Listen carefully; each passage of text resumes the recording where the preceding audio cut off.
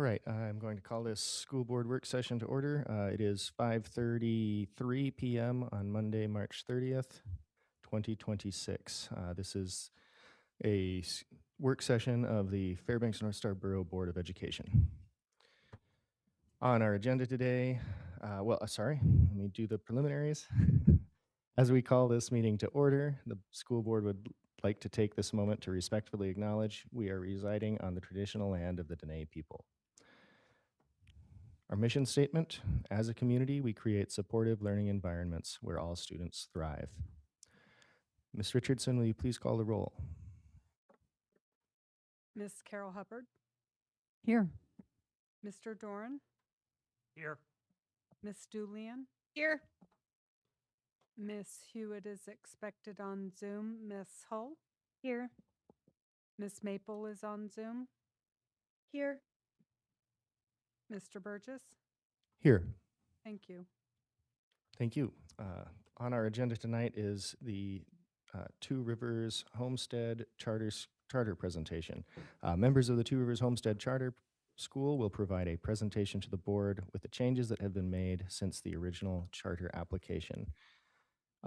APC members presenting today include Jasmine Wicks, the APC president, Summer McMillan, APC vice president, Caitlin Freeman, APC secretary, Chelsea Davis, APC member, and Sam Barney, ex officio certified teacher. Once the presentation has been made, administration will also address the changes. And with that, I will hand it to the charter. Or do you? Yeah. Okay, Ms. Wick. Hi. Thank you all for having us again here today and giving us your time this evening. We appreciate this space to share our work with what we've done in the time since we last saw you guys. As you know, earlier in this process, we made the very intentional decision to withdraw our application. And we did that as a show of good faith to not put the board in the position of voting on an application that we came to realize was incomplete. And so since then, we have stayed fully engaged. We've continued collaborating, meeting with administration, and listening carefully to the feedback that was shared with us. We took to heart those insights during the administrative presentation, and it really challenged us in the best way. And I think what we're bringing here tonight is a really beautiful manifestation of that hard work. It's a future-oriented vision grounded in both reflection and growth. A major part of that journey has been healing. And for something new, we chose to move forward with the name just HomeSTEAD Charter, while still honoring our heritage, not erasing history, but really leaning into growth. Our heritage runs deep, but this is a fresh start and a commitment to building something that is rooted in trust and a shared purpose. So throughout this process, we put our heads down, we did in the work, we leaned in on that Alaskan grit, and we stayed true to the mission. And so tonight we're gonna share with you guys what that looks like on our end.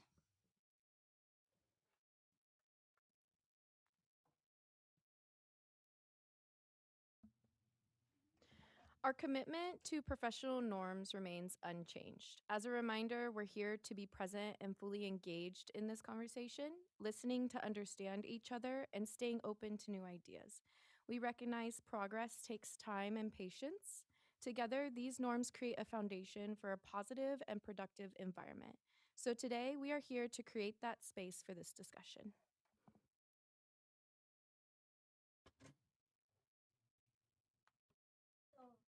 Very briefly.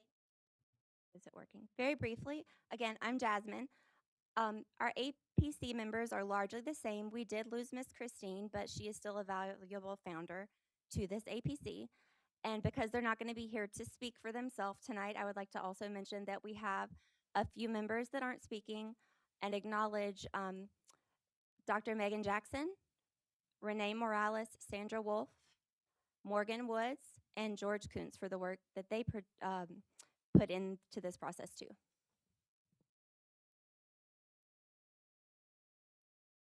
And is this working?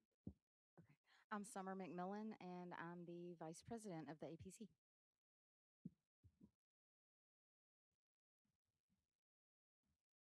I am Caitlin Freeman, our APC Secretary.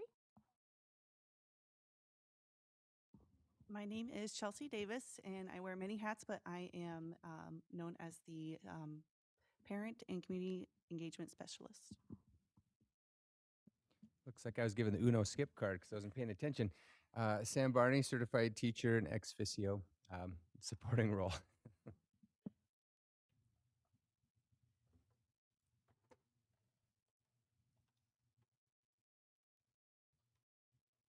Okay. So our vision at Homestead School is truly inspiring and remains the cornerstone of this journey. Our vision is so much more than what you see here and more than just academics. It's about fostering creativity, curiosity, and a deeper connection to the world around us. As we move forward, let's all keep this vision at the heart of everything we do, ensuring that it guides our actions and our decisions. And as for our mission, it still stands to reflect the commitment to strengthening education within our district that is both innovated and deeply connected to our community's unique rural heritage. Remember, this is about building a brighter future for our students and our community.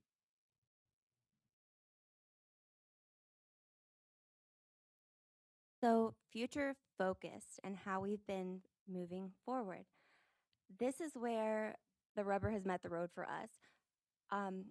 We set forth with the goals of getting the doors open, and this is going to be what that looks like. We've updated the charter application to make it a real working school. We've continued to network and build those partnerships.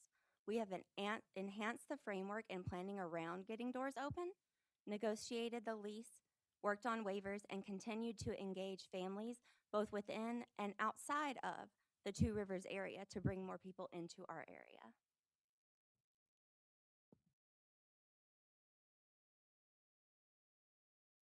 Okay, so here are some current numbers as of a couple days ago. This is from our interest to enroll survey. We have had a total of 116 students of interested families, but we have since removed pre-K from our application, so that puts us now at approximately 98. Um, I say approximate because we know that this data isn't concrete just yet. And also, I think it's worth noting if you look at the grade bands, it's kind of interesting to see where we will have multi-level, multi-grade classrooms, and so it actually would balance out pretty even kind of along all grades. Another interesting part of the survey, which has been asked about a lot, is the school boundaries. And as you can see, we have about 3/4 of our interest coming from our local attendance area, and the other quarter coming from outside of the attendance area.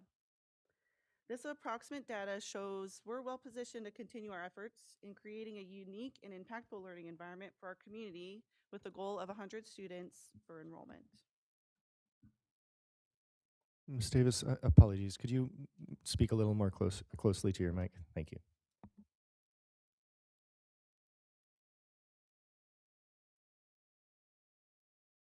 So now we will move on to the sections of the charter application and speak majority on the key changes and updates, as well as briefly point out what remains largely unchanged. Summer will now proceed to discuss our organizational administrative strategies. Oh, wait. Sorry, it's still me. I'll talk about section 1 here with the key changes and updates. All right.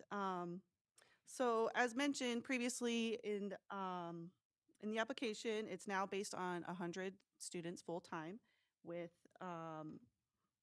some added slots for a fee-based drop-in. We removed pre-K from the application entirely until we can figure out what that could look like. We also removed language requiring volunteering from parents to better fit district policies and made much more specific choices around Field School Fridays in collaboration with BEST and other partners, which I will touch a bit more on a later slide. So the Homestead School Appeal. What sets us apart remains largely unchanged. We believe our model will draw families in, where they can lie down roots and feel confident about it. We are also building strong military connections and will have a unique way of catering to diverse educational needs with CTE and family-centric learning.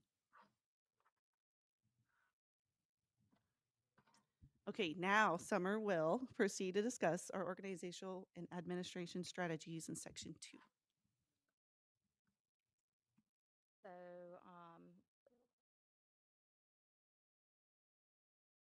sorry, short people problems. Um, oh, a little bit. Okay. So section 2 is administration and organization. So our key changes, Ms. Wicks and Ms. Freeman will speak more on the waivers, start and end times, calendar, and the daily schedule. Oversight and governance, Chelsea, you can just go ahead and go to the next slide, was largely unchanged except for a few little tweaks we made to the bylaws. So one key change in this section was that we simplified our bylaws to make roles, expectations, and processes much clearer and easier to follow. For governance, the APC will include 3 charter school staff, 4 parents, 1 or more community at large members, and 2 advisory positions, which include a cultural liaison and a military connected liaison.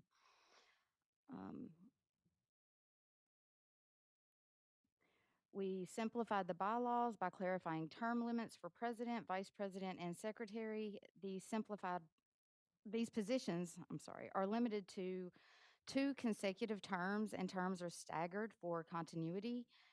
And we strengthened procedures for the advisory seats and member removal. We took all the suggestions from administration and we incorporated it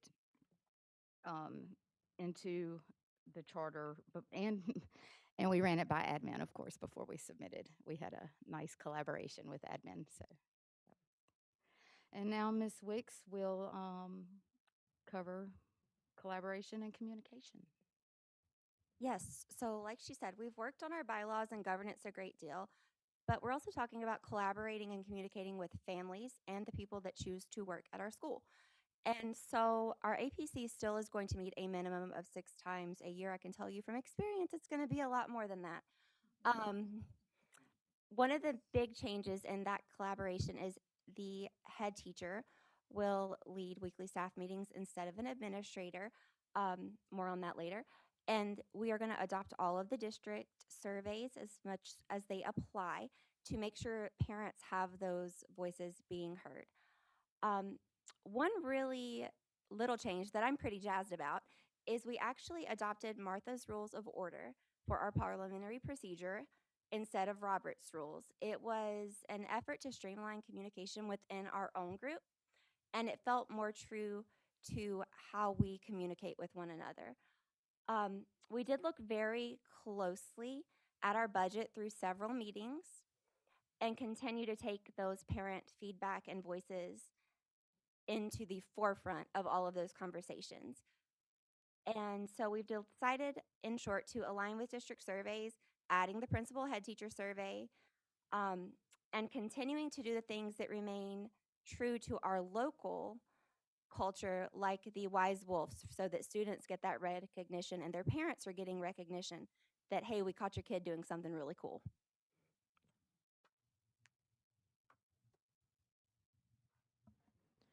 So, our dedication to a year round calendar remains unchanged as it helps maintain consistency while still allowing for meaningful breaks throughout the year. This model also supports hands on, seasonal, and outdoor learning. Each day combines core academic instruction with STEAD classes and a dedicated daily outdoor time. We believe students learn best by doing, by connecting what they learn in the classroom to the world around them. In addition, we've established school day start and end times, removed after school care, and clarified our early release Fridays. We reworked the year-round calendar to meet specific requirements, such as a 180-day calendar year, with balanced 90-day semesters, 6 professional development days, and 4 parent-teacher conference days. Our year-round school would begin July 22nd and pause for summer break beginning May 27th.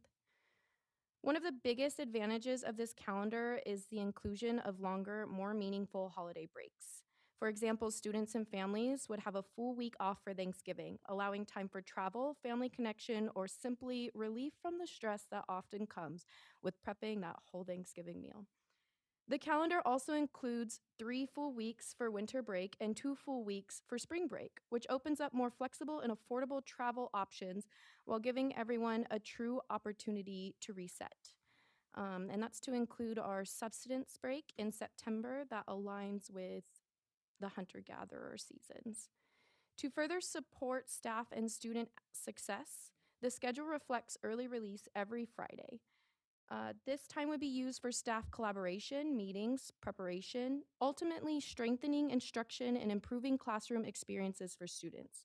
This year-round approach is not about adding more school, it's about using time more effectively, reducing burnout, and creating a healthier, more balanced rhythm for learning and life. A day in the life of a HomeSTEAD student begins with a school-wide gathering in the gym for morning meeting updates, birthday celebrations, and social emotional learning, helping students feel connected, grounded, and ready to learn.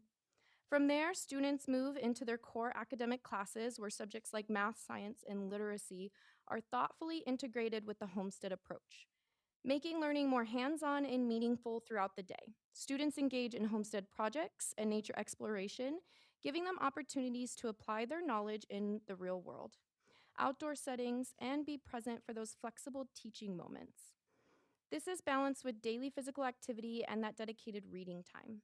We meticulously crafted this schedule with equal consideration for the well-being of our future staff and students. Teacher preparation time is built into the day while students participate in enrichment courses, lunch, recess, or are supported by additional staff, ensuring classrooms remain strong, organized, and responsive to students' needs.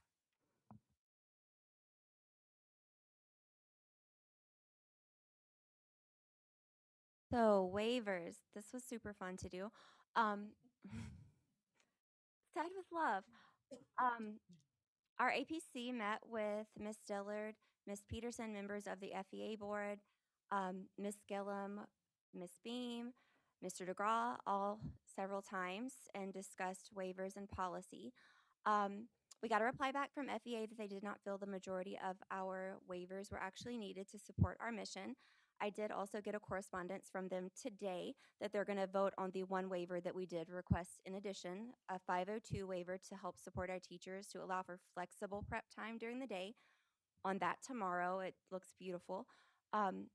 We should know back tomorrow after their meeting on that one. After we had submitted, Ms. Gillum was nice enough to reach out and let us know that we actually need a bit less waivers than we initially thought from the district. And she's going to touch on that, so I'm not going to make you listen to it twice. It was good to know. You will see that the policy numbers are a little bit different from what they are now, but the intention is still the same. She did let us know that due to shifting all of your policy, I don't know how you keep up with it by searching it on board docs, but those numbers may be a little different than what we listed. And so I do think that we're set to a really great place. One thing that you will see that is different is we did not ask for a discipline waiver this time. After lots of talks with Miss Gillum and Miss Beam, we realized that our policy is actually more in alignment with where you guys are sitting too, so we don't need a waiver from that one at all. And so we can move right along.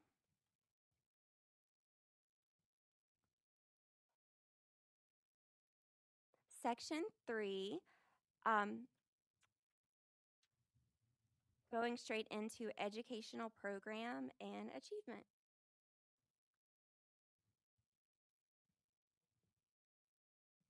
Okay, our key changes in Section 3 include community partnerships. We've built stronger connections with local schools and organizations. FE Cochran is a nature-focused high school and the only charter high school in the borough, and many of our students could continue there. The K-8 school structure will serve our students through 8th grade, providing consistency and stability. We adopted the district curriculum and curated supplemental materials. We structured staffing to align positions with budget priorities by removing an IEP coordinator and one of the head teachers. Hiring will be deferred to the district, and there will be no staffing adjustments during the calendar year. And we removed the philosophy agreement and job requirements to simplify operations. And Mr. Barney will talk a little bit about our curriculum. And most of this has not changed, and so I'm going to kind of go through it. But if you have any questions, at the end, feel free. So again, there's the STEAD focus, which is science, technology, environment, agriculture, and design, which everything's going to revolve around. The school environment is multi-grade classrooms with a looping model where students will remain with the teacher for a number of years. Learning approach, of course, you've heard several times, is hands-on, place-based learning rooted in Alaska's environment. And the place-based meaning they start out learning about self, home, community, expanding out to the world.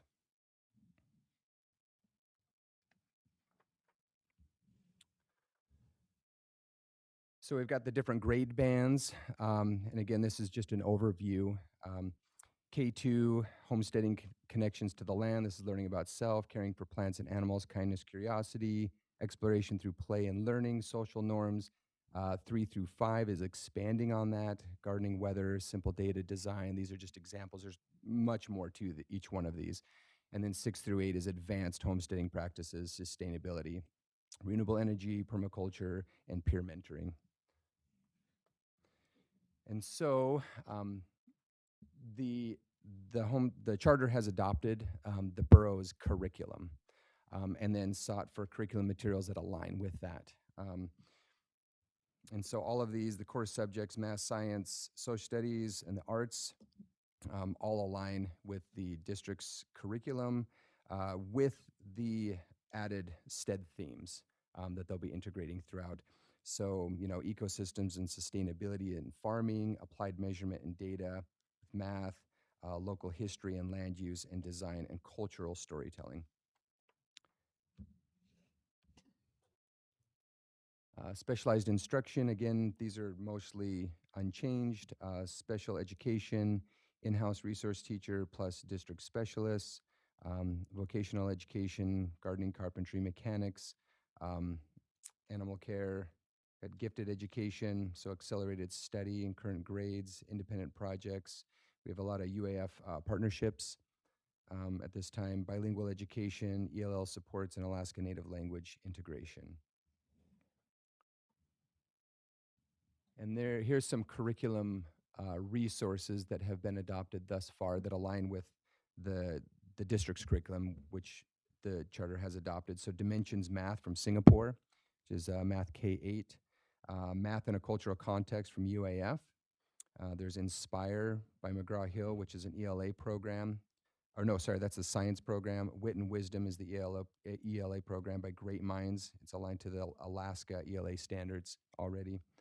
UFly, you may be familiar with that. It's a great program for foundational literacy. It's super. And then some of the homesteading themes are supplemental materials, their Alaska Department of Fish and Game, their Alaska Ecology stuff. One Tree has wonderful resources, and then Calypso Farm and Ecology Center, partnering with them closely.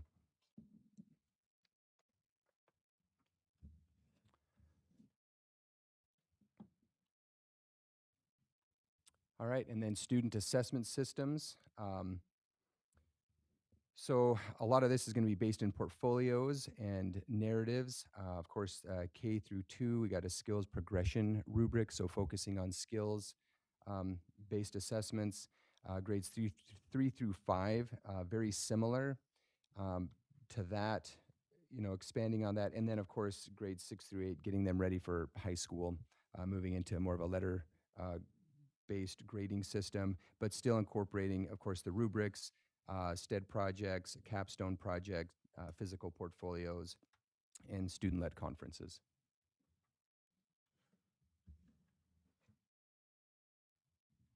Thank you, Sam. Me again, I'm the Parent Community Engagement Specialist, so I thought I would talk a little bit about our community partnerships. This is always really exciting, and I would love to go into more detail, but always for sake of time, I just will highlight some of the new ones that we've actually acquired, which is Effrey Cochran Charter.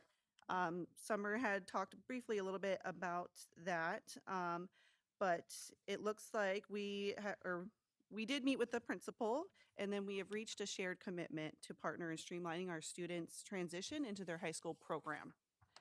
And this is to ensure continuity, stronger preparation, and clear pathway for student success. They are the only high school charter in the district, and we feel that their vision and mission aligns with ours, so we're excited to team up with them. And then I'd also just like to point out our continued collaboration with Best Homeschool. We've reached an agreement of still maintaining their presence in the building and look forward to working with them for our Field School Fridays. Professional development. So, our investment in our educators remains unchanged and is just as much of a priority as it was during our initial application. Our year round calendar incorporates 3 professional development days prior to the start of the school year, along with 2 district provided training days on August 13th and 14th of this year. This promotes cross school collaboration and training and enhances the quality and consistency of professional learning.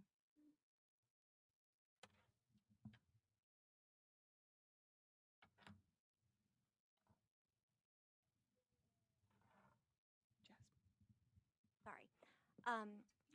So you can go ahead and go to the next slide. I'll just jump right in.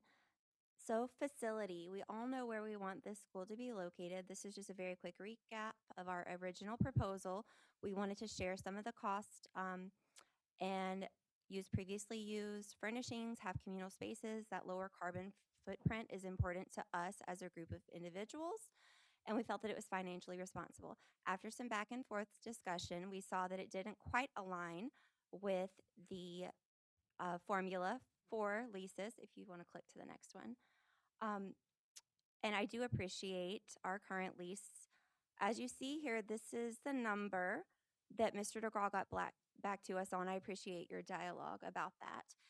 This is inclusive of a small school discount, which we do appreciate.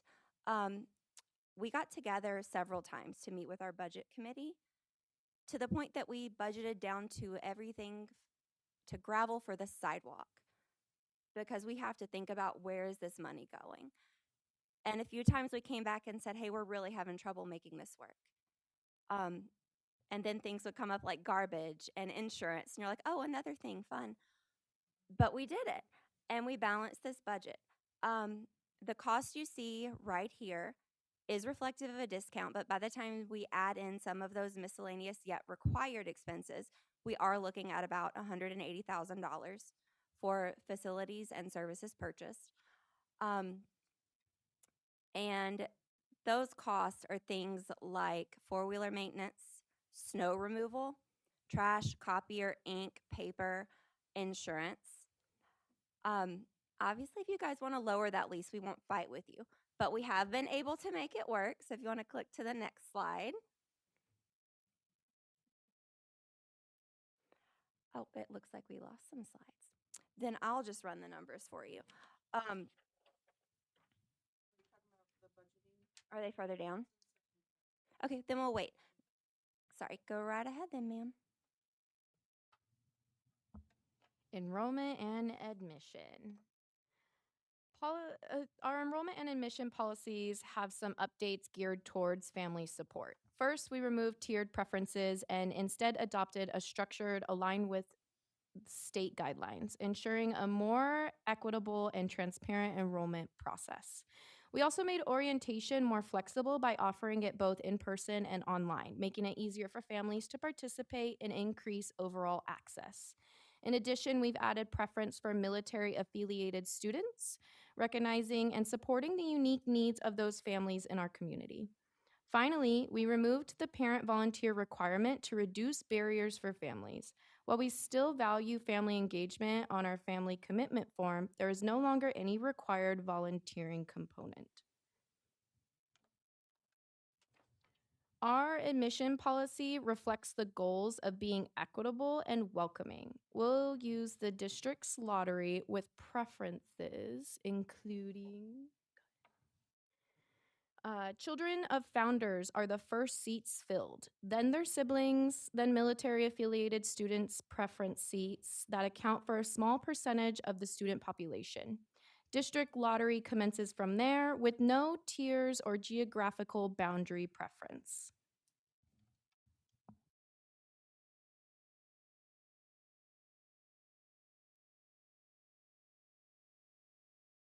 Hi, it's me again. Sorry, I tried to jump the gun on all that. Um, so, budget and finance. Key changes, if you want to click to the next one. We revised our budget before we gave you guys budgets for 100 and 125 full-time students. Since we're only planning on enrolling 100 full-time students, that's what our budget is made for. This does reflect the negotiated chats around the lease. Originally, we had hoped to have a retired educator or someone come in part-time to do our head teacher position. However, they let us know that that was not going to be something that could be done, so we rebudgeted for a full-time head teacher and 5 support full-time certified teachers. Obviously, if we had a much lower number than anticipated, that would go to 4. If our school were to receive title funds, we would be using those to add more support staff for our certified educators. Phil School Fridays, some of the feedback that they gave us was to clarify what that meant. What's the vision for this field school? Lori and some of the other folks from BEST were really kind enough to meet with us, and they said, they didn't know what their future looks like, but they want to be a part of it to support those kids out there. And we said, how do we make this work, even if it's not a full-time presence? So we decided on this drop-in model, so we would not be removing the basic allocation from any other school within the district. BEST would still be getting those, and the students that are enrolled in BEST would get a lower rate on all of those offerings on Friday, whereas out-of-area correspondence families would be welcome to join at a slightly higher rate to participate, and then BEST kids would get first dibs, for lack of better terms. So moving right along in this, our estimated budget is sitting around 1.3 for those 100 kids. The personnel still takes up the vast majority of the budget, sitting about $1.07 million. We lowered what we can invest in substitutes for now to $14,000. Our purchase services is our next biggest financial impact at about 181-ish. You can go ahead and go to the next one. And so supplies and materials, this is one of the places that we did shuffle a little of the cost into our one-time grant that we would be eligible for from the state. I have a separate spreadsheet I can send you guys from where we worked that if you would like to see kind of how we played around with that, approximately $50,000, but the majority of it goes towards curriculum materials, computers and laptops for that computer lab and educators, as well as a one-time purchase of the existing kitchen equipment that's in the building now, some extra funds for those play-based activities, learning labs, that sort of thing, and also four-wheeler for snow removal if we could entertain that as well. Student aid and our emergency maintenance fund and minor funds for those things had some of the biggest impacts in our budget. We reduced that student aid to $1,000 for the first year. And then the emergency and minor maintenance fund down to $6,000. It was $10,000 previously. We do feel confident that we can leverage our partnerships with our local nonprofits to get resources in those 2 departments from other places other than the allocation that we will be receiving. So it's a little out of place, but I want to circle back now that I've spoke to you guys about what the numbers look like, to one waiver that I just kind of glossed over a second ago, but intentionally because we're talking money here. And if we're talking a big ask, I do think that we should acknowledge the financial impact of the big ask. And so Board Policy 935.1 regarding the establishment of charters at the local level and the deadline. I recognize that that's a waiver that we didn't ask for before, we all do. And so we just want to approach that with respect to existing agreements and say that we're not asking for any kind of predetermined outcomes, but rather for some flexibility. If you, the board, choose to give this waiver, it gives you a little room to talk about what that looks like. With the waiver not granted, there is absolutely no play in what an opening looks like. Period. It's done. This is where we're coming from that. We can't think outside of the box or break any molds if we have that policy left in place. So we respectfully ask that you use your judgment, and we will trust that it's the right thing to do. But we would appreciate the opportunity to work towards that. We're not afraid of sweat equity. We have folks with covered trailers and uncovered trailers that are ready to move furniture into a building if you guys say go. And so before we finish up this budget section, I just wanted to plant that little seed right there. Next slide, please.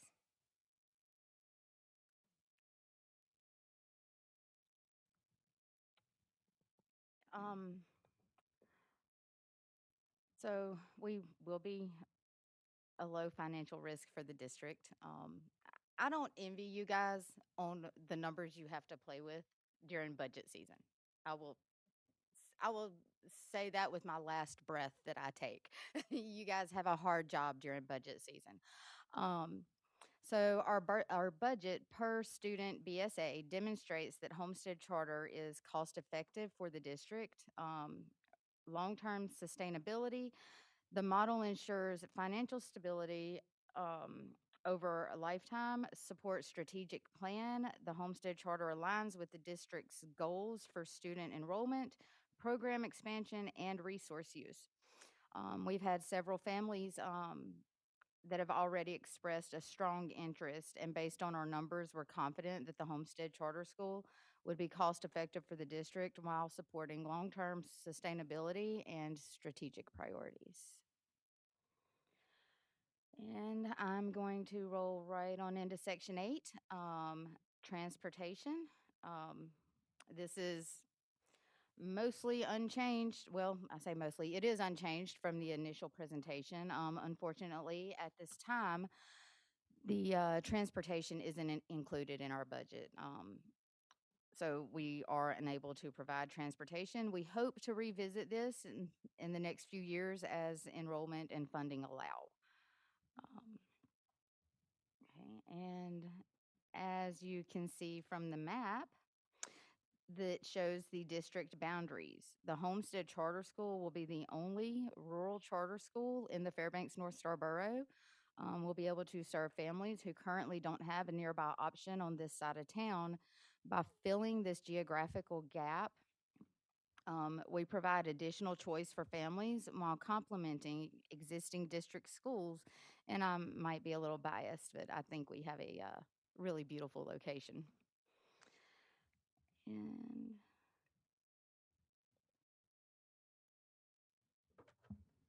In conclusion, we have a couple of talking points.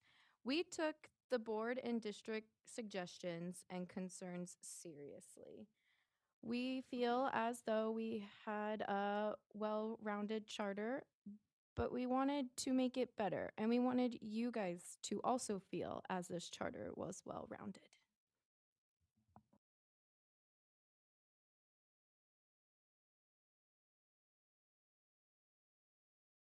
Oh, yeah. Too much Uno here. Okay. Yeah, this. I think you guys can get this sense that this is very relevant to the time that we're in right now. As a lot of people are looking for school choice, they're looking for something different for their families. They want to have a real strong control in their child's education and what's going on. And this adds, another option for families that I think is really exciting. There is a lot of interest in it, and it definitely meets families where they're at. I've noticed that in teaching, working with plants and animals with students. It really engages groups of students in a way that sitting in a classroom, a sterile classroom, cannot. And I'm sure as educators, you've seen that before. And so this is capitalizing on our environment. The rural location of Two Rivers is just phenomenal. And so trying to, utilize that and leverage that to the best we can for the families in our community, I think is going to go a long way. And we feel this is an innovative and financially responsible model. It's smart, it's innovative, responsible, sustainable, is family focused, and we're ready to serve the families in our area. And this is a model that we believe in and we are really excited to build. So I'd like to just take a second to really drive home that this homestead model is extraordinarily exceptional.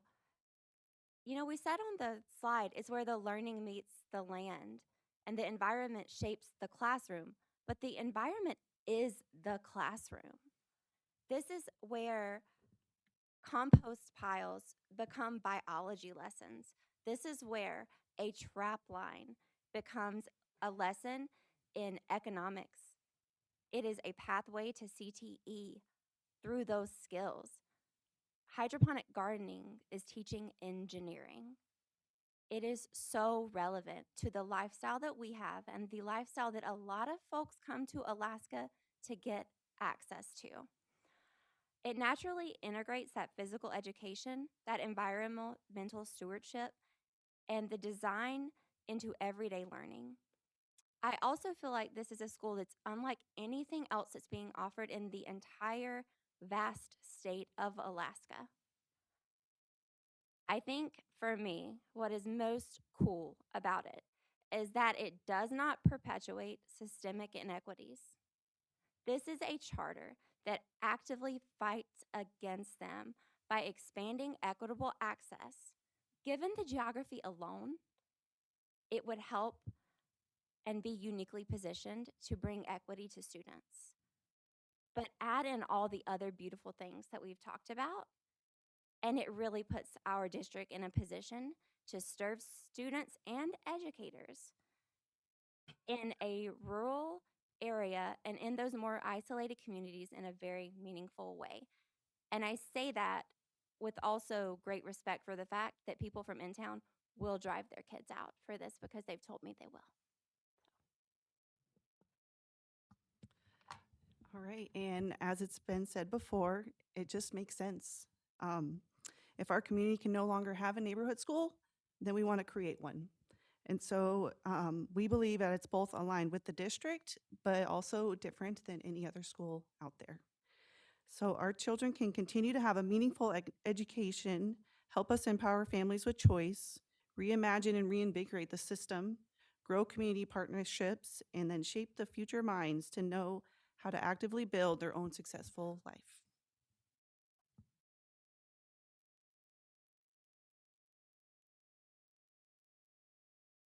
So, with that, we want to say thank you to everyone that has helped us make this possible, all the people that have worked on this charter behind the scenes and consulted with us.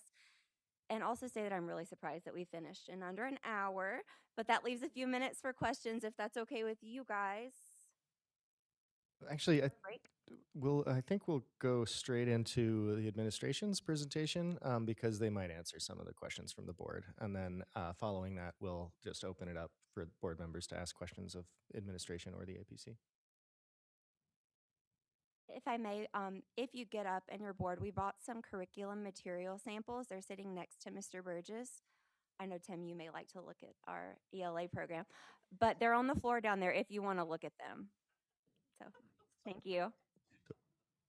Yes, Mr. Burgess has a box on the floor beside him with ELA, and there's several binders beside him as well. And we'll make sure those are available for board members to review. I don't think there's enough copies for everyone to take one home, but we'll share. Thank you, Ms. Wicks, Ms. McMillan, and members of the APC. And with that, I'll ask Dr. Meinert to go ahead and just jump into administration's presentation. Yeah, thank you so much. Mr. DeGraw and I will do the presentation for administration, and similar to what Two Rivers did, we'll not go into depth in the presentation, highlight, maybe some major changes or things that we'd brought up before, as the application remains much the same. And then at the end of the presentation, we will touch on some of the pieces that the APC mentioned as well for the board to consider and discuss. Just as a framing, again, this is just the reminder that Alaska state statute guides the application process for charter schools. And last year, House Bill 57 did change that language regarding the application timeline for charter schools, which then led to our change in policy, which was referenced earlier. So 935.1 is the policy that set that October 1 submission date, that if applications were submitted after October 1, that they would not be able to open until after January 1 of the following school year.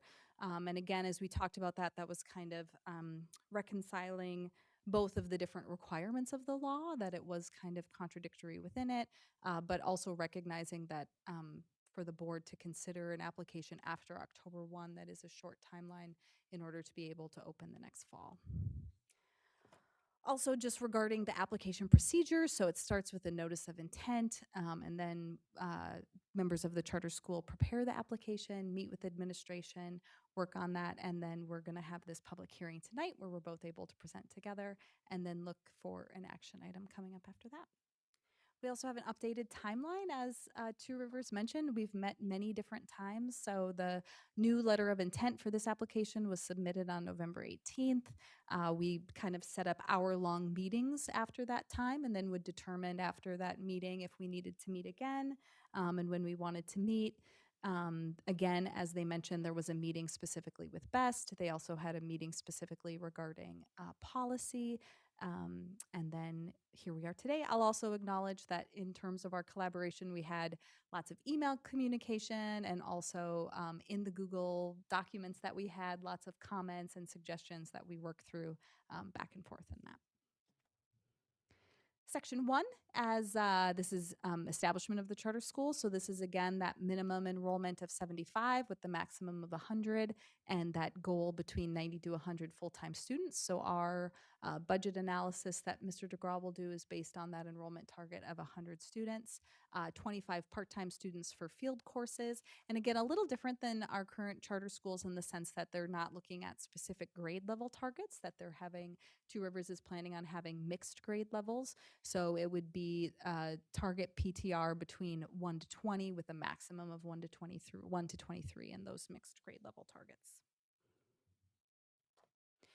Also, as they mentioned, the proposed homeschool field school, which is actually on page 46 in the application, I think the longer description in the fiscal section. Before we had looked at, would it be a part-time model? Would it be tuition costs? And we did work with the APC to focus more on that tuition-based for that part-time, or not tuition-based, but fee-based, I guess you could say, for that part-time drop-in field school. And on page 46, it has different examples of, depending upon the length of the field school offering, what the fee might be, that they would be topical offerings in alignment with the season and the coursework that the school is doing at that point in time. So again, just for section 1, that minimum of 75 students, which Mr. DeGraw will talk about later why that's important, and then that target of 90 to 100, that we work together on that drop-in field school idea. The contract is also in section 1, but we have that later on in the presentation because we did have some suggestions of some added language to add to the contract, so we'll come back to that later. Next is organization and administration. Again, as Two Rivers said, the calendar was adjusted. Also, the time of the school day that we had questions about before. So as they said, it has that 180 total student days. It has those longer breaks built in, but the quarters still balance out over the course of the year to meet all of those requirements and be in alignment with testing schedules and different grade reporting schedules. Again, and the waivers also were an attachment to the presentation tonight. So we'll look at specifically within the contract, the requested board policy waivers. As Jasmine said, those FEA waivers were denied, but we do not believe they have any significant impact on operation. 502, I think, is the one that they said they just submitted to FEA. That's the one regarding prep time, which allows more flexibility on prep time. They have a daily schedule that allows for prep time, so we don't know that it's necessary for operation, but would allow some more flexibility in their scheduling. Next, educational program. We don't have any specific pieces there. They spoke to it quite a bit in their presentation, that those staffing considerations were adjusted. In the previous application, there were references to flexible staffing that could possibly change during the school year, but that contracts or doesn't align with our collective bargaining agreements. That's been adjusted. The core curriculum, again, they're adopting our curriculum and now have those materials and the demonstrated alignment to Alaska standards. And they also changed their enrollment language to our suggested language regarding ensuring the appropriate least restrictive environment placements for students. Next is the facility. Again, the proposed site is the former Two Rivers Elementary School. As they said, our facility use proposal fee is that $144,287.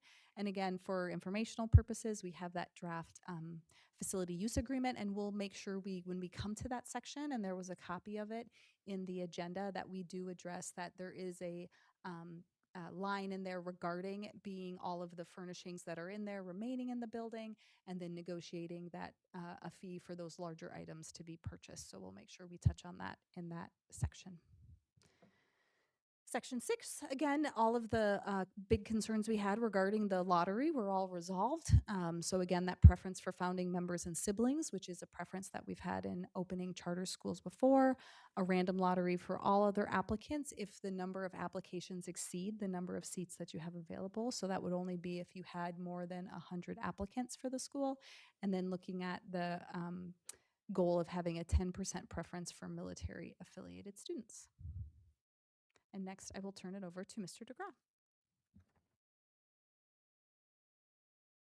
Alrighty, thank you, Ms. Gillum. So jumping to the fiscal portion of the presentation. So I'll go through these slides relatively quickly. They're simply a review of the last time we were here gathered together. So first slide here, looking at how we estimate revenues and expenditures, or basically the fiscal impact of a charter school to the school district. We look at status quo, which is scenario A without the charter in existence, and then we create a hypothetical scenario B with the charter. So assuming the same number of students for the purpose of this exercise, and then adding one school to the equation, and then comparing projected revenues and expenditures in those two scenarios. The next slide is, again, an example of the actual funding sheet that estimates the allocation to the charter school. That's an official document that I use in order to make those estimations early on in the budget process, and then charter allocations are finalized with an official number after the 20-day count is done in October of each school year. And then, so the next slides after this one will kind of dive into a little detail. This is a super high 30,000 foot view, and then the next couple slides will drill down a little bit, so to speak. So here it shows kind of a summary. This slide shows a summary of that funding sheet. Starts with the number of students. As Ms. Gillum mentioned, the charter school application assumes, for budget purposes, 100 students. We multiply that by a school size adjustment to move that ADM from 100 to 145, the district cost factor, special education factor, both are applied to increase that ADM, to 186.69. That number's multiplied by 6,660, the BSA, and there's a couple other small numbers included in that number, the $1.294 million. Then we add in the portion of the local contribution that we include. It's half of the voluntary portion that the borough provides to the school district, the amount above the required minimum contribution. We give that to the charter, which is $104,000. We reduce approximately $50,000 in administrative costs, the state statute allows the district to charge up to 4% of the total budget, less facility costs.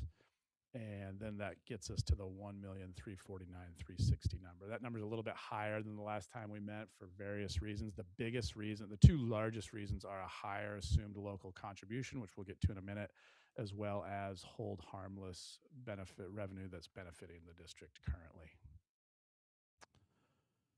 So then a little bit more detail on how we come up with that. These are the four main assumptions that are used to estimate that charter allocation. Overall district enrollment, the specific charter enrollment assumption, the base student allocation, and then the local contribution. So, and that local contribution reflects the board's ask that currently exists in the recommended budget that was recently approved.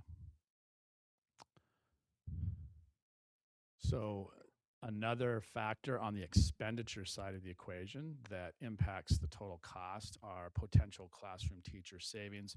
When students migrate from a neighborhood school over to a charter school, there might be classroom teacher savings to the general fund of the district. So an example here, an easy example, is if Weller Elementary School had 23 students in one class migrate from Weller Elementary to Two Rivers HomeSTEAD Charter, the district would have the ability of saving one classroom teacher of expenses, if that makes sense. And that teacher expense would then be picked up by the allocation that the district sent to the charter school. And so that's how there's possible teacher savings.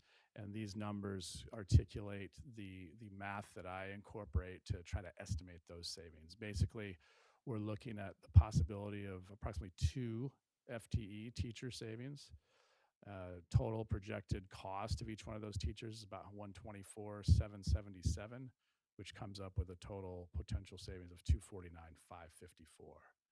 So we have the expenditure, which main expenditure of the district is the allocation provided to the charter, and then possible reduction of that cost by way of classroom teacher savings. So this just provides a summary of those two items that I just articulated. So looking at a total projected fiscal impact on the expenditure side of about $1.1 million. On the revenue side, so when we stand up a new school, the state foundation formula is impacted by adding a school to that formula. And we typically would see a revenue increase from that through the school size adjustment that's done in the foundation formula. And so we're anticipating approximately $516,000 of additional revenue that would be generated to the school district with the standing up of this charter school. Considerations to look at are the potential of a mid-year increase. As it stands now, with the information that we have, with what we know about the process, if this charter school began mid-year, again, as it stands now, the district would not be able to anticipate any increased revenue in year one. That could change, but again, with the information we have now, we would not be anticipating revenue from the charter in year one. So this slide here, number 28, shows kind of the long-term estimated financial impact of the charter to the district. Year one, you see, and this is assuming a mid-year startup of the charter on January 1. We see an estimated cost by way of the allocation of $674,680. There would be no teacher savings in year one due to the limitation on staff movement in the middle of the school year. And then what I just referenced, no revenue increase anticipated. So a $674,680 cost in year one. And then in year two and beyond, you have the full $1,349,000 allocation cost, the teacher savings costs that I articulated, and then the revenue increase by way of the new school established in the foundation formula. So just shy of a $600,000 cost to the district, financial impact each year, pretty consistent. Those numbers obviously can change. The bottom there, the asterisk items, if there's enrollment declines, if the charter doesn't have 100 students, if they have 90, obviously that's impact. BSA increases would change that. Local contribution increases would change that and whatnot. So several factors that can change that, but with the information we have today, that's the estimates that we have currently. General observations. So looking at the financials based on 100 students, as we mentioned, less than 100 students starts to become challenging. Smaller schools just have a harder time covering fixed costs than larger schools. That's kind of just a general concept in the financial world that applies to businesses, schools, households, you name it. It's just harder for smaller organizations to cover those fixed costs. So enrollment will be a key driver of success, I believe, from a financial perspective for the charter.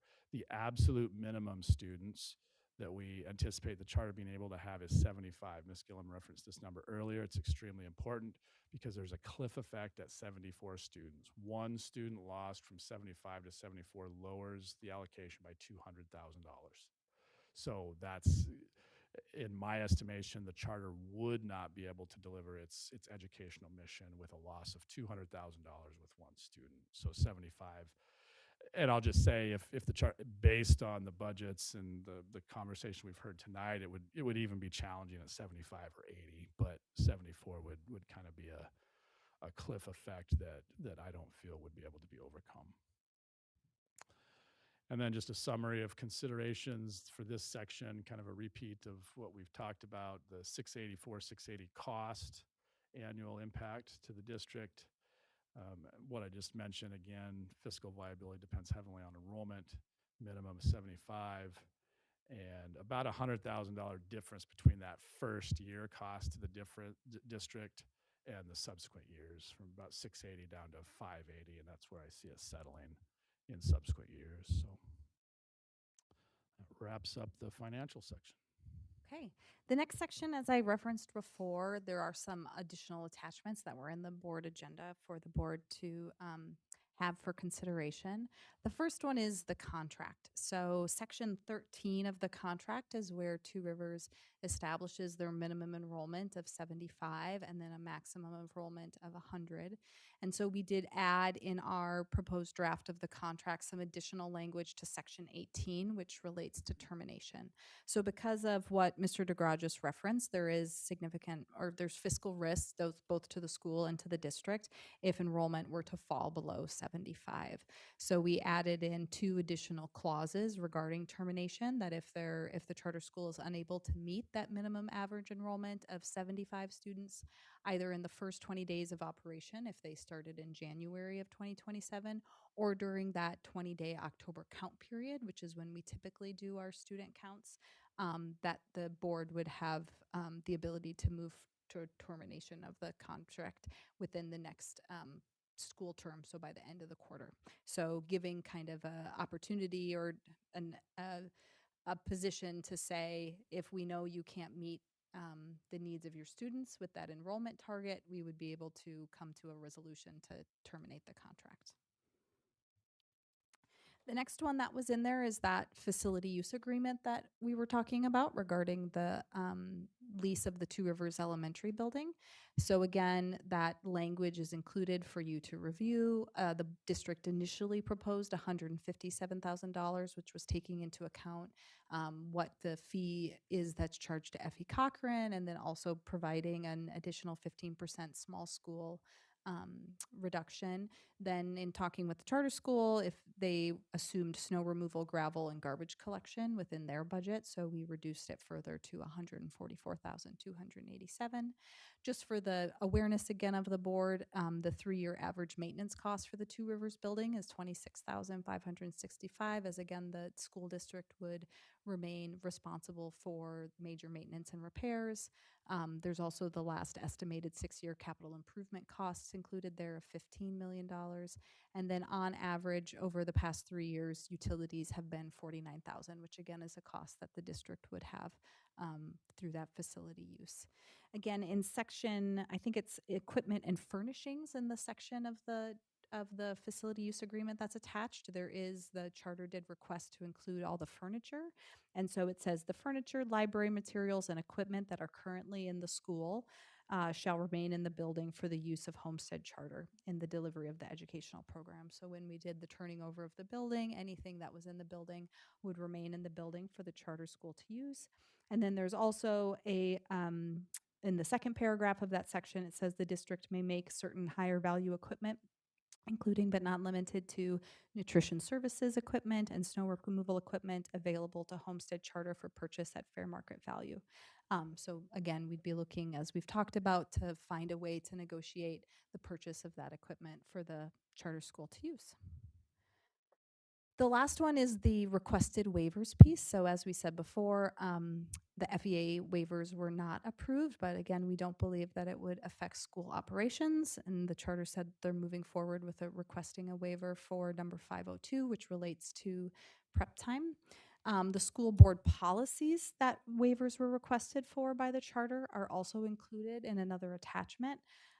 We are recommending approving all of them except for one. The ones that are listed there are included in there for you to review, but relate, mainly to school calendar, school day, curriculum, selection of materials, awards, grades, staff relations, transferring of things, which are all other waivers that charter schools have within our district. Regarding policy 935.1, which was the additional waiver that was added, is the one that I referenced in the beginning of our presentation that states that any application submitted after October 1 or the deadline set by the district could not open until after January 1.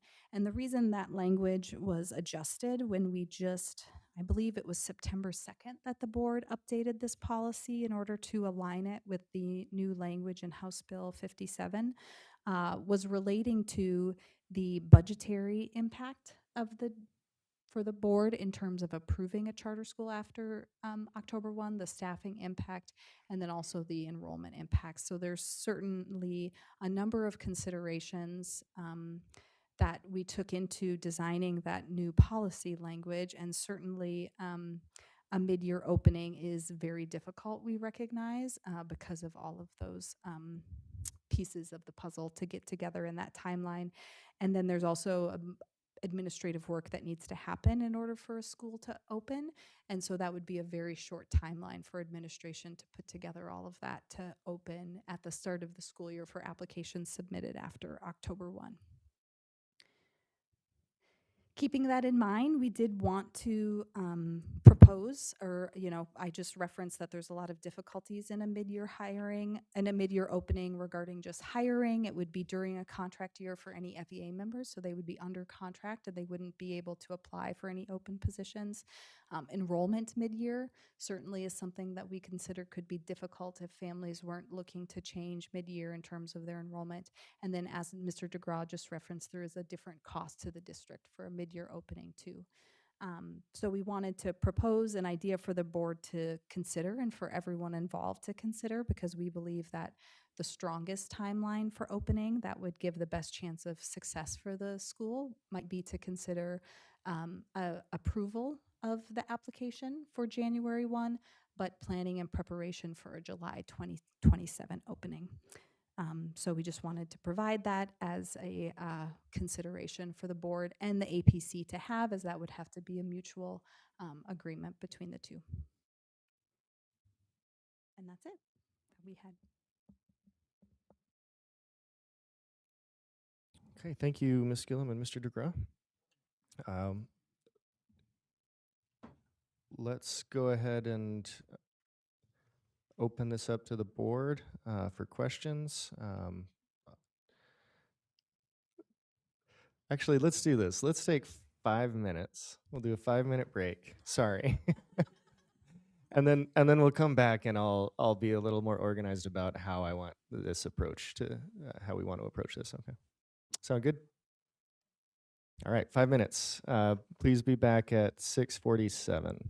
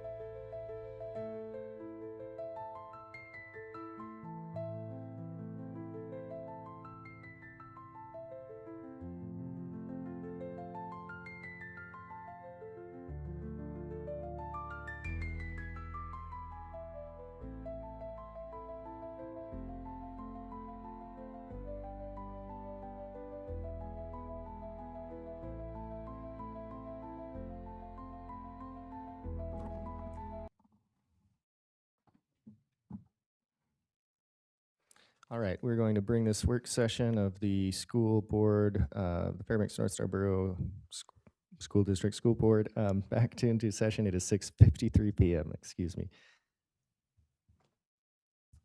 And we just had presentations from the Homestead Charter APC and from administration. And at this point, we'll open it up to the board for questions.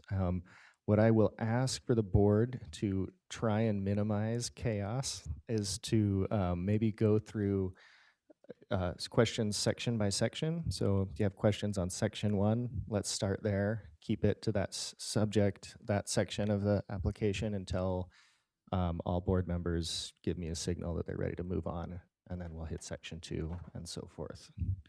Sound reasonable? Any questions on procedure? Would you announce what section we're in, just so we? Sure. Thank you. Yeah. All right. So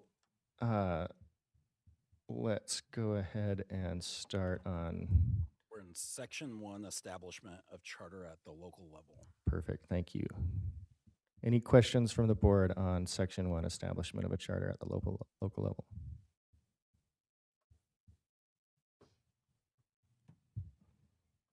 Ms. Maple, any questions? Not till section 2. Okay. Ms. Carol Hubbard. Okay, I hope that this is in the right space, but I was curious about the relationship between BEST and HomeSTEAD. So it talks about homeschool students have the option to intermingle with charter students on page 5. And I was just curious about how do we have a partnership with BEST? And maybe, is this the right section for this? Okay. And so I'm curious about like logistics. What does that look like Monday through Friday? What does that look like for their field trips? How do we maneuver staffing when we have an influx of, say, 25, who am I talking to? 25 students that might come from different homeschools and maybe descend upon your charter. Now we have 25 different people added to the mix. Tell me about that. And if I can just interject for one moment, because when you said, who am I talking to, that reminded me, that I wanted to ask board members to be clear if the question is directed at administration or the APC or both. Thank you, Ms. Carol Hubbard. Both.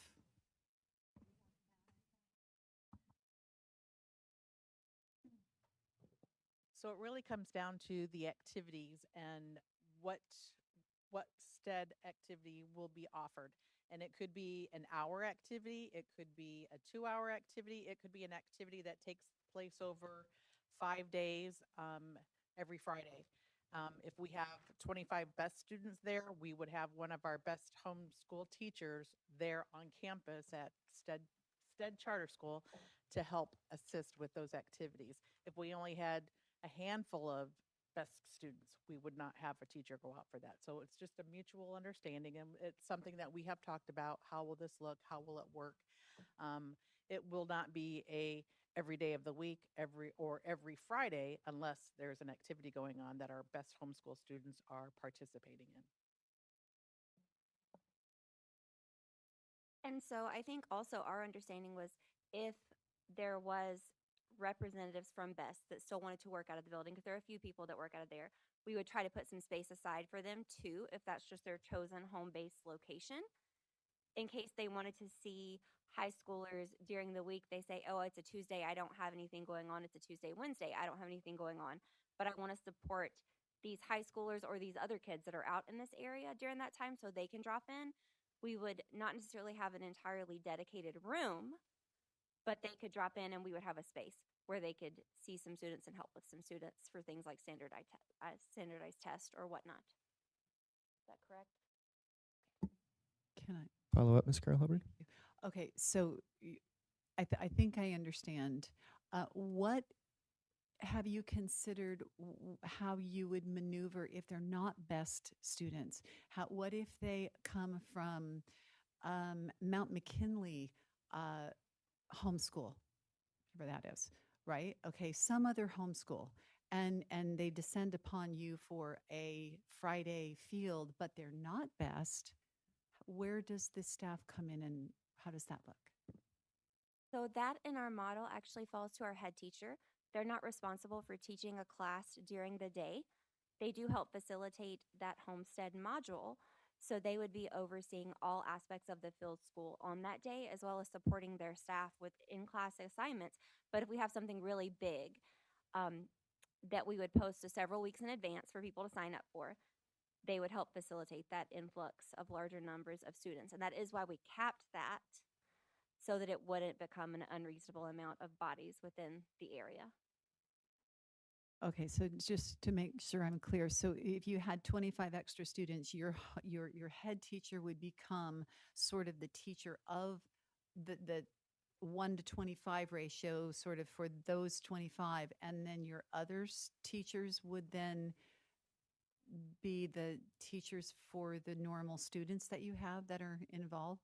Did I get that right? I think the intention is kind of like if we have a seed starting activities that grades 2 through 4 are doing, and we have 12 kids sign up, they would go help. But if we had a moose dissection, that would require us to have a lot more adult vigilance. So maybe a lot less would be allowed to join that activity. And it would be limited and kind of regulated by activity, and only the ones with lower risk or lower management needs would have that higher end of the 25. So really a start small approach to inclusivity. I hope that answers. And if anybody else has something, please jump in. I'll jump in here. Realistically, with homeschool families, parents are taking their child to the activities. And so what this would look like realistically is that there are parents present of these students that can assist. And so, you know, it wouldn't be overly burdensome for the teachers that are on staff at the school.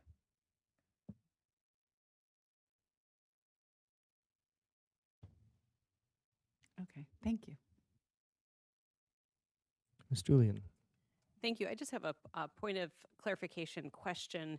Are we going through section by section on the application, the 194 application? Yes. Okay. That's the idea. Wonderful. Great. I just wanted to make sure. I just need to double check if this is a question that's appropriate now. So hold on one second. Put me back in the queue. Will do.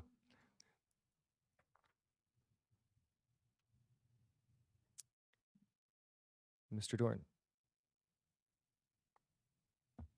Okay.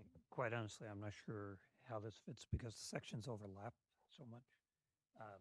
But looking at both presentations and first of all, I want to say wow to the APC and others who have supported you. The work that you've put in and is reflective in a lot of the details you've offered is tremendous. That being said, looking at the establishment of the charter at the local levels, and so then I switch over to the administrative presentation, and its first section is right about that and the policies, and you raised the issue. There are two things that strike me at the very beginning of the state application form, which is that they must have the recommendation from the local school board at least 90 days prior to their next regularly scheduled meeting, which happens to be June 3rd and 4th, which means that we don't have 90 days to that. So it's sometime in the fall, whenever they have their first meeting in the fall, before they would be potentially taking a look at it. The piece about our policy, I will be right up front. I'm very reluctant to waive that. We've already had one applicant that has gone through that. It is new, so that's a concern that I've got. Specific to this section, and I'll just hitchhike on Ms. Carol Hubbard's question to best. I assume that if there was a tuition or fee that would come out of the student allocation, the parents would be paying that. It would not be any additional piece from the best budget. Correct. We could use the student allotments to pay for that. And if they had no allotment, because if the student came after whatever date, they would still pay for that on their own. That's not something that the school would pick up for. Right, but it's not something that BEST would pick up for. That comes out of the student's That comes out allotment. of the student allotment that is in BEST budget that then they would pay. Or sometimes we have parents who just go ahead and pay out of pocket. Right, okay. All right, you can put me back in. Ms. Maple. Thank you. I've got two questions. My first one is hitting on what what Mr. Doran just brought up with the waiver that was touched on in both presentations. And I just wanted to ask Ms. Wicks, what in asking for that waiver,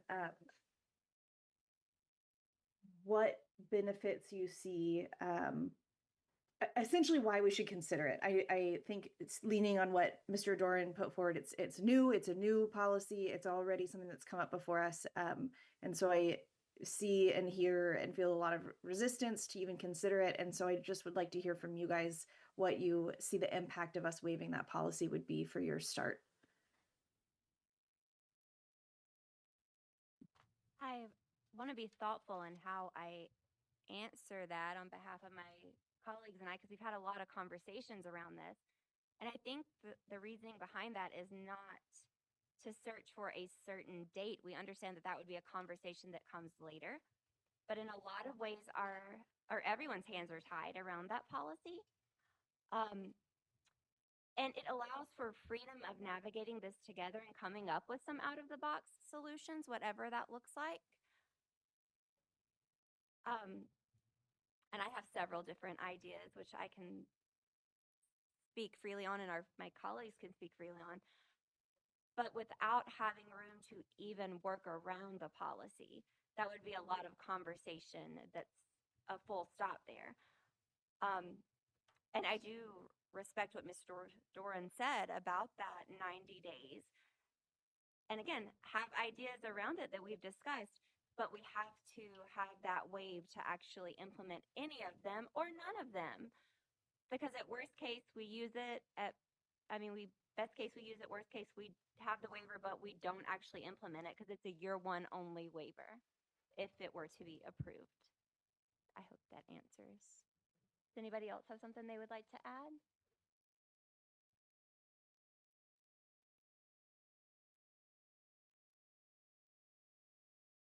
Ms. Gillum? I guess I would just like to add that in my mind, waiving that policy, why administration does not recommend waiving that policy is due to the difficulty of the turnaround to try and open a school. That was why we put those timelines into place, because to think of if we waive it, and to speak to what Ms. Wicks just said, opening up for conversation, but to think of being able to get state board approval, as Mr. Doran spoke to, and to then have things in place for us for a start time opening earlier than that is just a really a big load, I guess I would say, in terms of administratively, that is, why we put those timelines in place too, because it is, work for the APC, work for administration, and we really do want to have the greatest opportunity for success for the school in terms of looking at a collaborative timeline.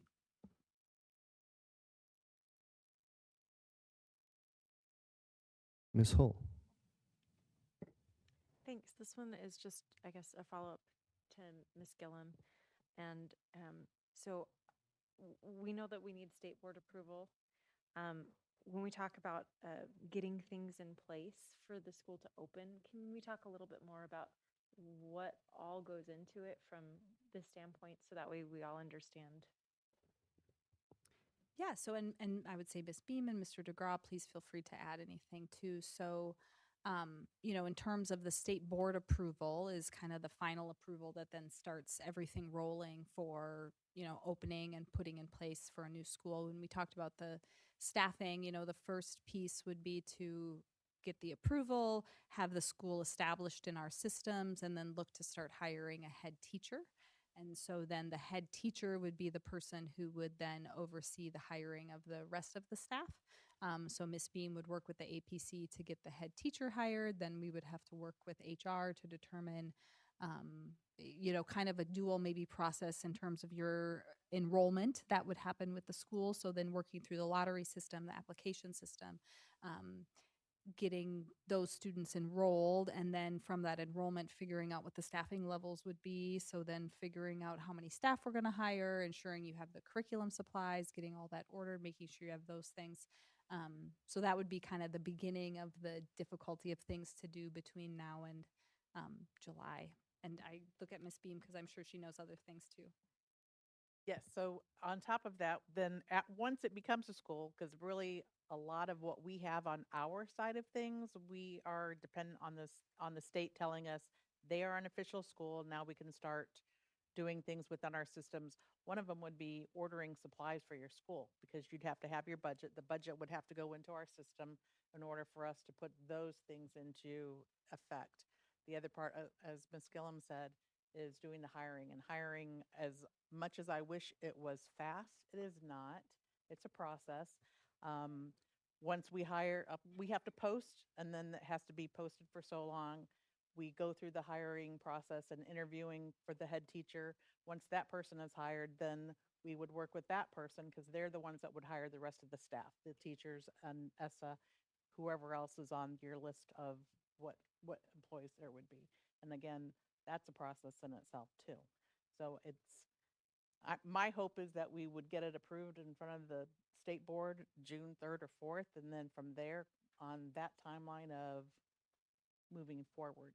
And I think July 15th for a start date for the staff is a very quick turnaround. Mr. DeGraw? Yeah, thanks. And then just without, at the risk of, overstating this, but just want to administratively, the tasks that are involved in creating a new location in our district in all the various departments is a very lengthy process that the layperson would never have any idea goes on.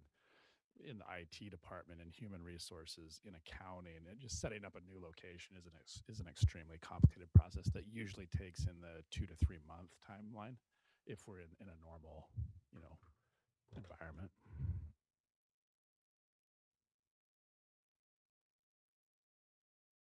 Okay, I have Miss Carol Hubbard, Mr. Doran, then Miss Doolian, then Miss Maple. Miss Carol Hubbard.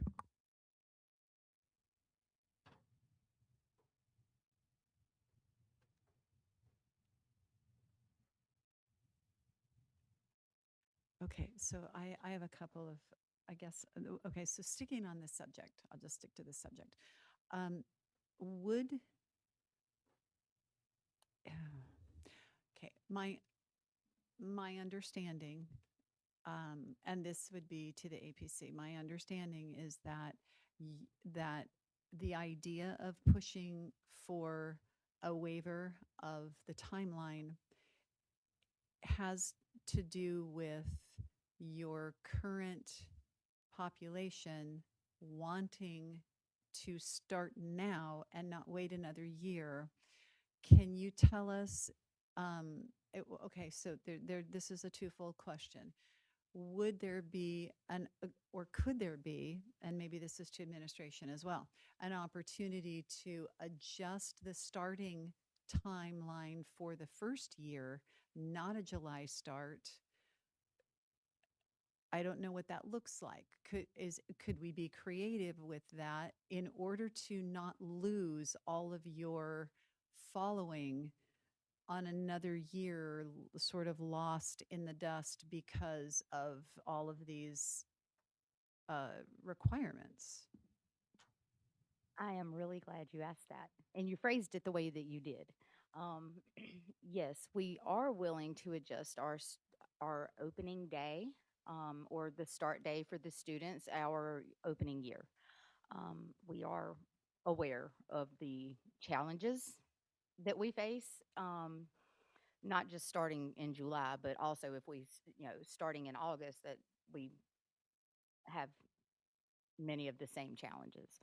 And you were pretty spot on, Miss Carol Hubbard. I think you kind of hit the nail on the head with our population and the current interest. So a lot of parents are apprehensive about having their student in another school, and then uprooting them again to bring them back to Two Rivers. For some of these kids, like, say if we've got a student at Weller in fourth grade, they would be at Weller. What is Weller? Is it K5 or K6? K5. Okay. Maybe that was a bad example. Right. Well, if you have a student at a school and they have 1 or 2 years left, but they really want to come back to Two Rivers, you're looking at disrupting your kid because they've already been disrupted once by leaving the Two Rivers school and then going to a different school. And then we open the charter, then they have to come back to the Homestead charter. And that's disrupting the kids' education that many more times. And parents just aren't willing to do that. And then there are those students that they have 1 year left in their elementary school before they go to middle school, and they really want to finish sixth, seventh, and eighth at the Homestead charter. So, but putting it off another year, we do risk the loss of a lot of interest and support from families. So that's kind of why we were hoping that we could open this year, was mainly because of that. But yes, to answer your initial question, we are willing to adjust our start times for year one. Thank you. I believe if you look, we did put in there that we would be happy to align with Effie Cochran's calendar. Our subsistence moose hunting break is actually aligned with them anyway, so that elementary students that would be in our school who may have older siblings in Effie could go on that subsistence hunt together, and families wouldn't have to be worrying about juggling childcare. So that is one option that we had already kind of put as a plan B in there. And I think much to the effect of what she said, I touched lightly on the fact that we had lost Miss Christine, and she helped write this charter. And so if somebody who is like, I'm giving birth to this beautiful thing goes, I can't really wait for an unspecified start date or continue to put my kids on hold. I think that speaks to the need and the timeline that at least we are getting the feedback while also respectfully saying, hey, it takes time to do really great things.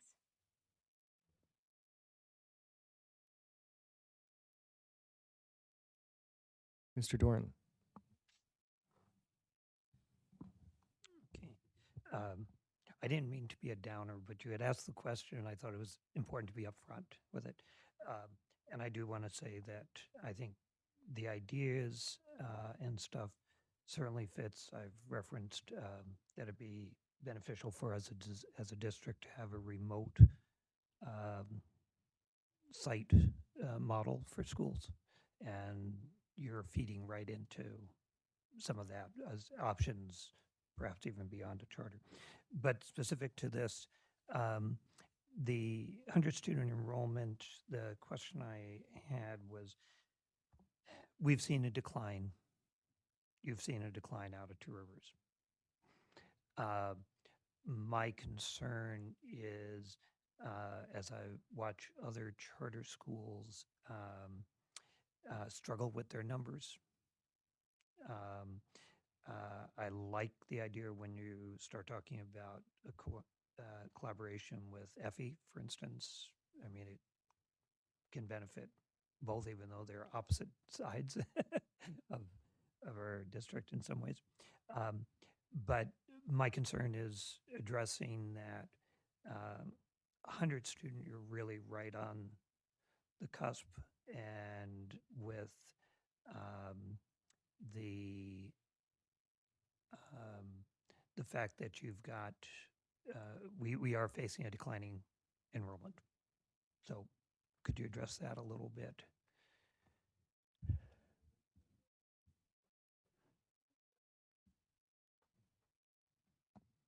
I think what we have going on is new and exciting, and we've already lit the fire. And what we're trying to do with asking for that waiver is not put out the fire like it has been put out in the past many times and has scared our population away from even enrolling into the Two River Public School. They were like, why would we do that if they're just going to close this year? So that's our main idea. We were actually excited to see that 116, was it, students were interested, especially like a high number of preschool students wanted to join in. It's kind of sad we couldn't make that possible, but maybe in the future. So we know that we have future students wanting to join our kids as well. I think Just to add to that, I believe like there is a baby boom and a ton of toddlers in Two Rivers going on right now. So, and they are all like big families. So their kids, their older kids are already in school, some are even up to high school, middle school. And then they have, toddlers and babies now. And so they're looking for a place close to home that they know that they can bring their students to receive a good education. So I think keeping it close to home with these big, homesteading type families, like creating this space for them is right. I do. Very much agree with what she says. I had somebody say to me at the birthday party this past weekend, well, I've got 3 under 3, so I can't really help you guys right now. I said, come testify, say that. You have 3 under 3 that are interested because this isn't just about this year. This is about the future. And your 3 under 3 matters. And lots of families with 2 or 3 under 3 as it stands at the moment. We've also, I don't know how many of you check realtor.com, but there are not very many homes listed in Two Rivers anymore. This past year, yes, even in winter, a lot of the empty homes in Two Rivers have been filled. And those are people that they're transplants. Most of them have moved here from the lower 48, and a fair portion of those people have expressed interest in enrolling in our charter school, but they're not interested in our public neighborhood schools. So and again, with us being a charter school, and Effie is the only high school that we have that is a charter school. Not all of our students are going to be fit for Effie Cochran. So that does help with enrollment in the public high schools as well. Follow up, Oh. Mr. Dorn? And to the administration side, I think, Dr. Meyer, two aspects. One is the idea of other correspondence schools sending students for some aspect at this chart if it was to be established. In terms of state law and what we're supposed to provide access to both within our district on our homeschool and out of district homeschools, would that mean that if they did go there for a class that I think it's a quarter, there's a percentage of the BSA follows them or whatever, and then the other one is the pre-K aspect, especially where the state is in trying to promote and fund to a limited extent pre-Ks. Yeah, great question. And I want to open my comments. There's been a lot of talk about public schools and charter schools in Alaska are public schools. And so it is a choice option within the public school district. And we're very proud of the great public charter schools we have within the district. Mr. Dorn, I think you raised some good points. And I think it was getting to what Ms. Carol Hubbard was asking about earlier. And the way that I see the outside homeschool involvement in the charter school is really for those events or the field day activities, and less so day-to-day like schooling, essentially. If it gets into that realm and an outside homeschool student wants to enroll in, let's say, a history course in 7th grade at the charter school, then at that point in time, there would be a quarter ADM associated with that.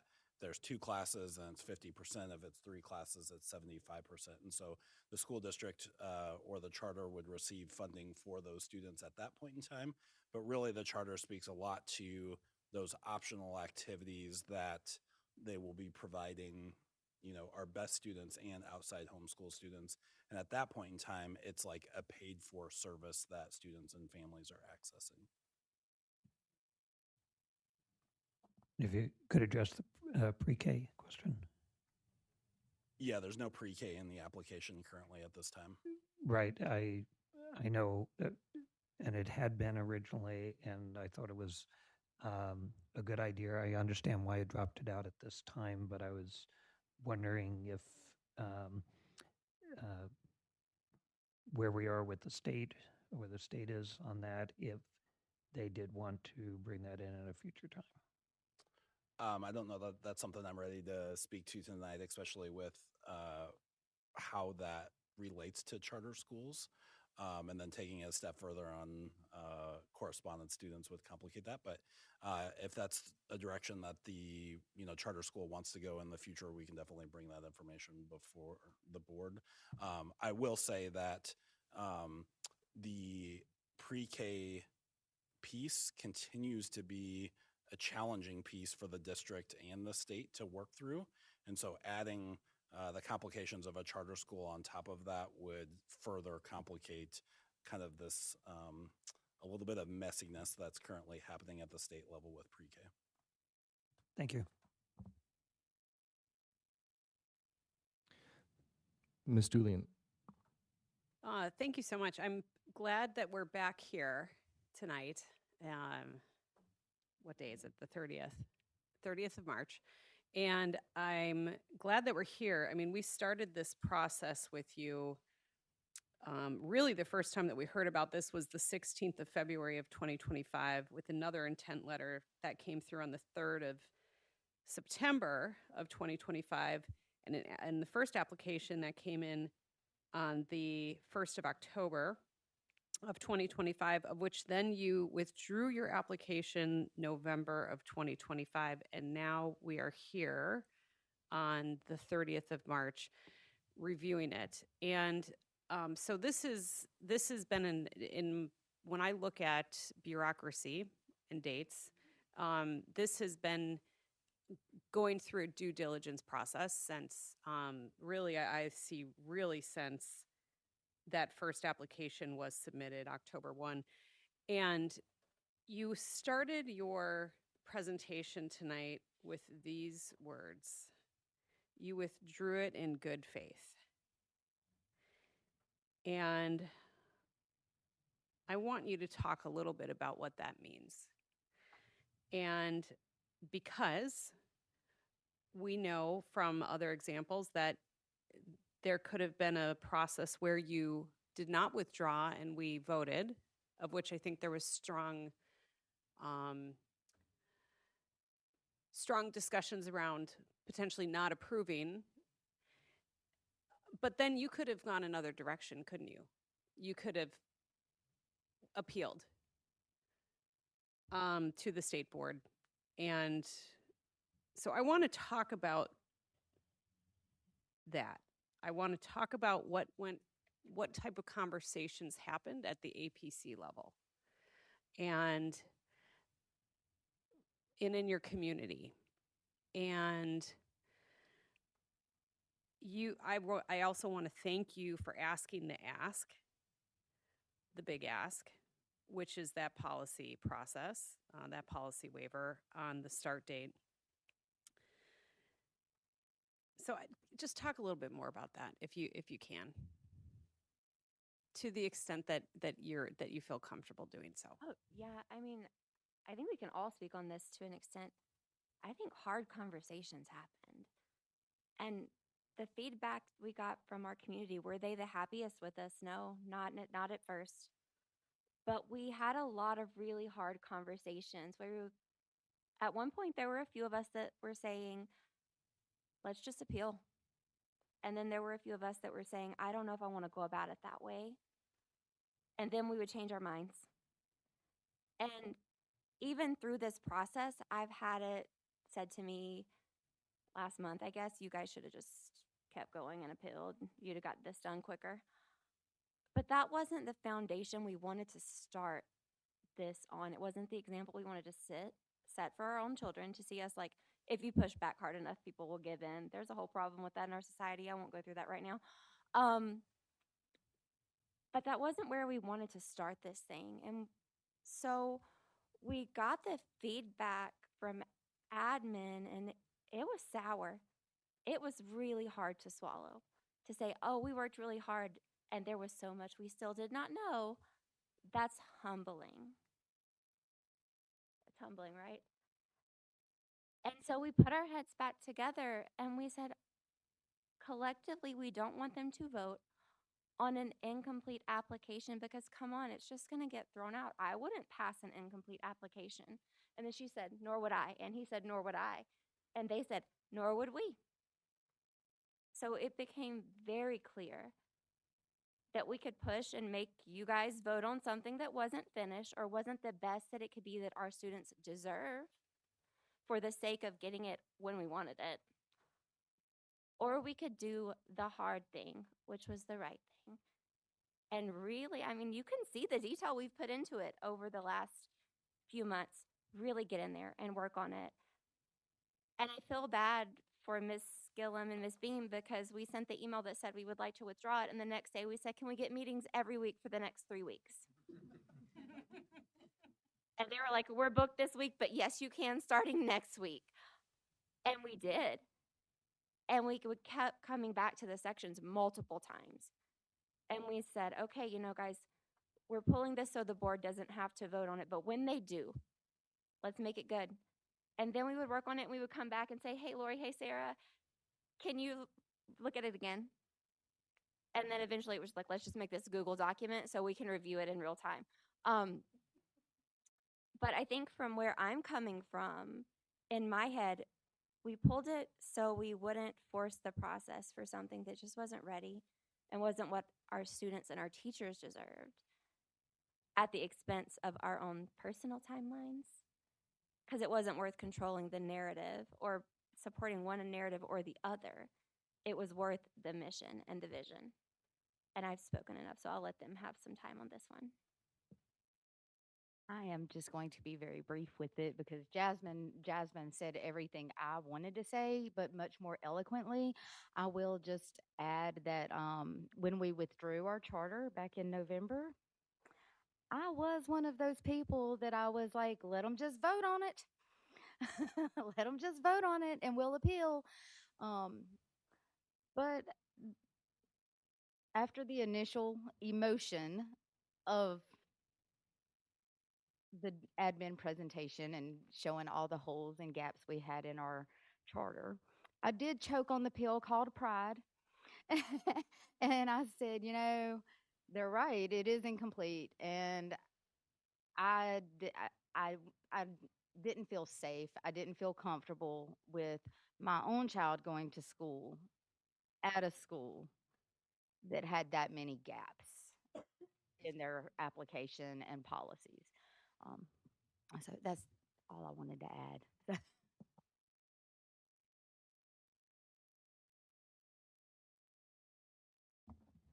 I'll add to it too. Um, they're all talking about it. We went through the grieving process for real. First anger, lots of anger. Like, how could something we worked so hard and made so beautiful not be perfect? They're wrong. And then we read it and we looked at it again and we considered everything you guys put in your slides and considered all the flaws that were in our beautiful, perfect creation that we had made. And we're like, they're right. How dare they be right? And then we took the time to make it what we intended it to be the first time. And it was hard. And we went through the grieving process probably 6 or 7 times over of, I don't even want to do this, throw it away. Let's get it back. We got this again. And sometimes it was fun, but it was really hard to see all of that. And I did say it in our conclusion that we took it seriously and we meant it. Dr. Miner? Yeah, thank you, President Burgess. And I just want to say a huge thank you to the APC for the process that we have gone through. Ms. Julian, I think you laid out a timeline, and even the timeline you laid out is, in most instances for charter schools that have been developed in this school district, an accelerated timeline. And so I thank the APC for your willingness to reconsider the timeline, to effectively collaborate with the district and with administration and bring back an incredibly strong application for the board to now consider. Successful schools have support from both the APC and the community and the school district. And I think we've gotten to the point where we are very supportive of your application and it moving forward. And so just wanted to thank you for that, but then also comment on that timeline piece is that some of the charters within our school district have taken years to develop, and it's gone through cycles and cycles of collaboration and meaningful conversations back and forth. Follow up, Ms. Julian? Yeah, if anything, I just want to thank everybody for sharing because, and Dr. Meinert as well. I mean, I think that when we look at this section, establishment of the charter at the local level, what I'm seeing here in reflection of what has been said tonight, what has been presented, what's in the application itself, that's like a big check the box. It is absolutely to the most local level that you are working on establishing a charter, and it shows through that process. So I commend you all for that. And I guess I want to just state that I'm very pleased with the way in which we are arriving here tonight. I have Miss Maple and then Miss Carol Hubbard. Hi. I had totally different topic, but staying in the same section. Um, Thank you for the answers to Ms. Julian's question. I wanted to echo that. I appreciate the vulnerability of everybody at that table that I'm not sitting at. I wish I was. I'm sorry, I'm virtual. My question was, I've had the opportunity to talk with Ms. Wicks a few times over the course of all of these edits, and a conversation that we were able to have, I wanted to see if you could share. You talked about adding a military liaison, and I know you've had extensive conversations already with representatives from the base, and I was wondering if you could share some of those conversations with the board, some of the insight you've gotten through those conversations. I would love to, but I would actually like to defer to Miss McMillan since she's military connected and I'm not, if that's okay. Of course, yes, please, Ms. McMillan. Thank you. So your question was about the military liaison and our conversations with the post representatives, correct? Yeah, what you've learned about potential enrollment, their interest, their support, those good bits. So Miss Wicks and I did meet with Colonel Foster and Colonel Campbell, and Miss Janet Ferris was there as well.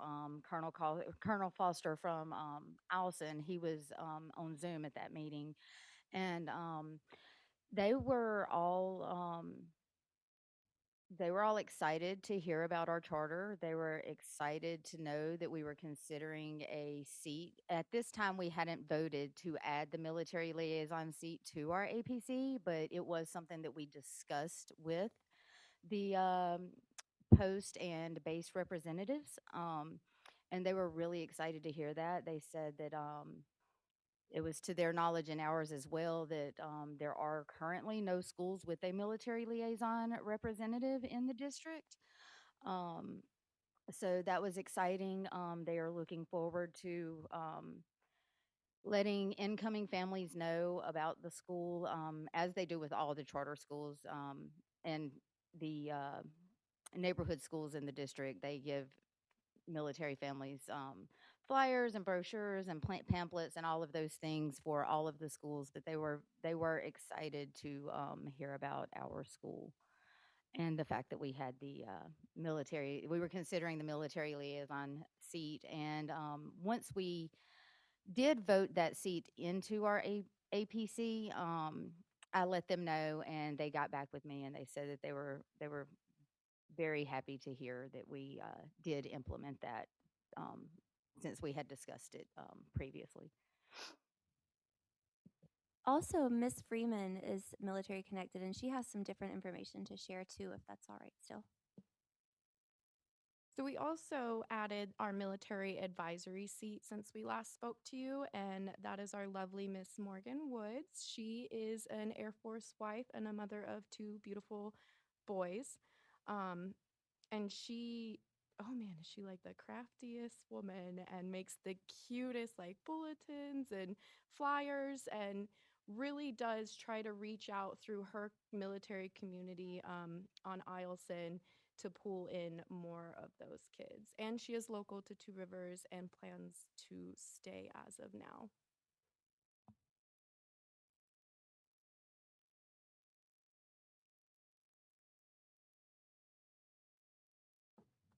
Any follow-up, Ms. Maple?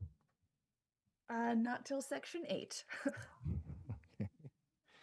I have Ms. Carol Hubbard. So I wanted to talk about looping schedules. Maybe that's not the right. Is this the right section for looping schedules?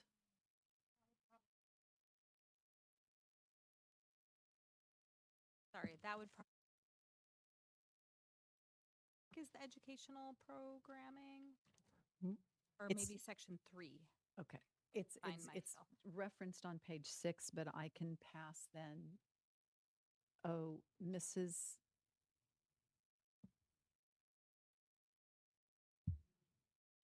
I didn't speak into my mic, Miss Carol Hubbard. It is in this section because it does kind of speak generally about the organization. However, more specifically, section 3 speaks to education. I would defer to President Burgess as to how he wants to organize questions, perhaps.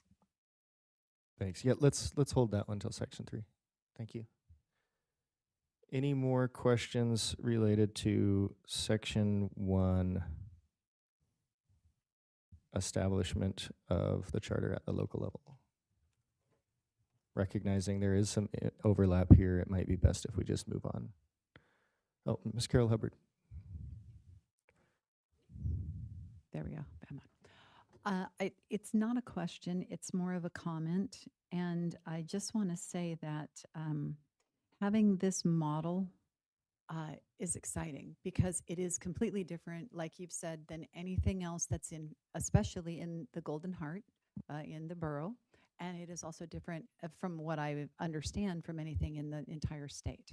So I want to congratulate you all on this is amazing because that's what they're looking for.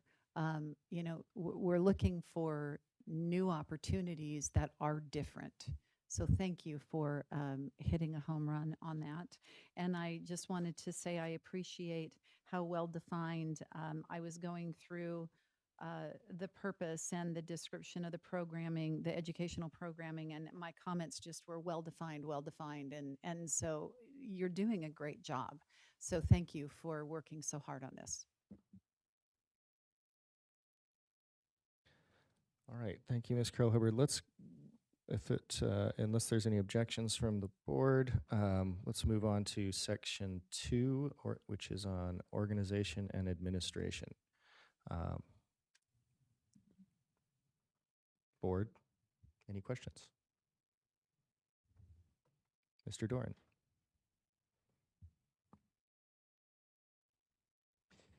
Okay. Want to talk for a moment about the year-round calendar, the school calendar, and recognizing some flexibility depending upon what an actual start might look like. I have a real partiality towards a year-round schedule and the way you've put it together in what fits your community. And I'm going to belie where I got all this gray hair because I'm believe the only one right now around this table who was around when Terry Marquette, who was a principal out at North Pole Middle and High, and actually worked really hard with a team at putting together a year-round calendar. And there was an openness in the district, this is over 30 years ago, to that there could be, so this is just one school. They were talking about multiple schools, North Pole out to Two Rivers, out to Salcha, and because of the busing connections and stuff. But it's really, my question is bring me up to date on current families. Because at that time they got in some ways really, really close to it, but the workability for families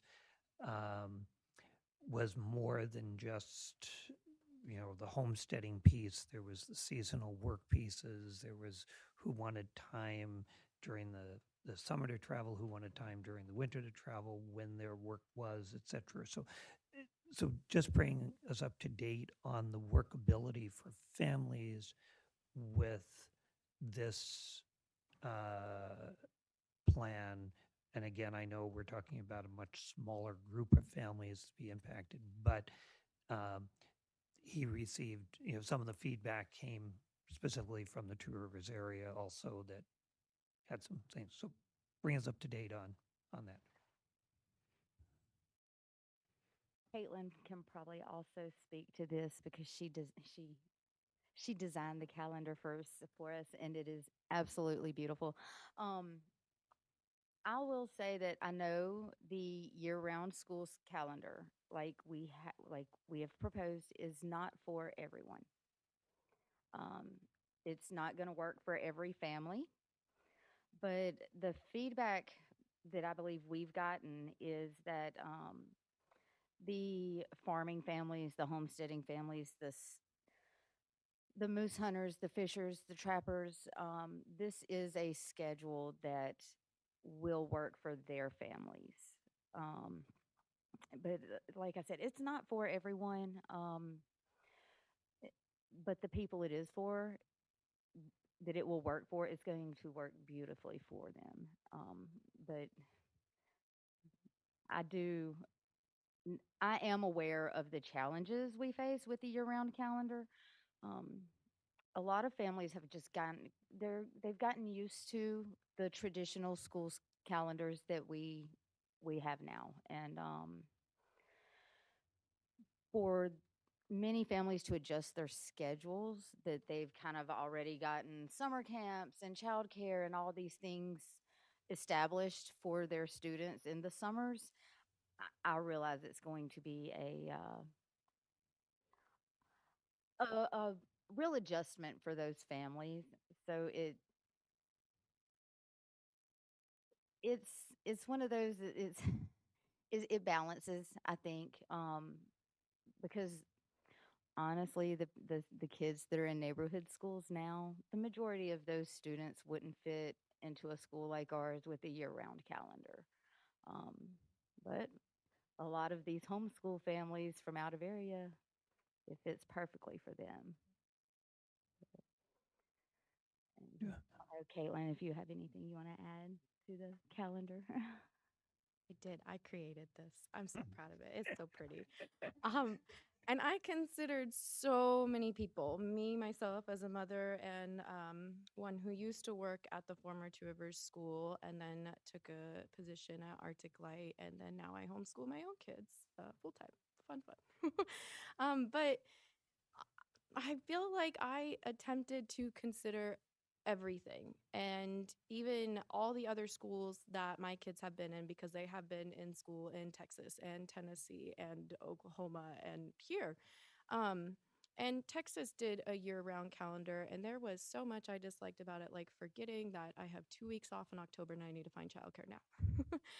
And so I wanted it to not feel like how I had felt as a parent, but also not feel like I had felt as a staff member, um, rushing to get home to start Thanksgiving dinner as well.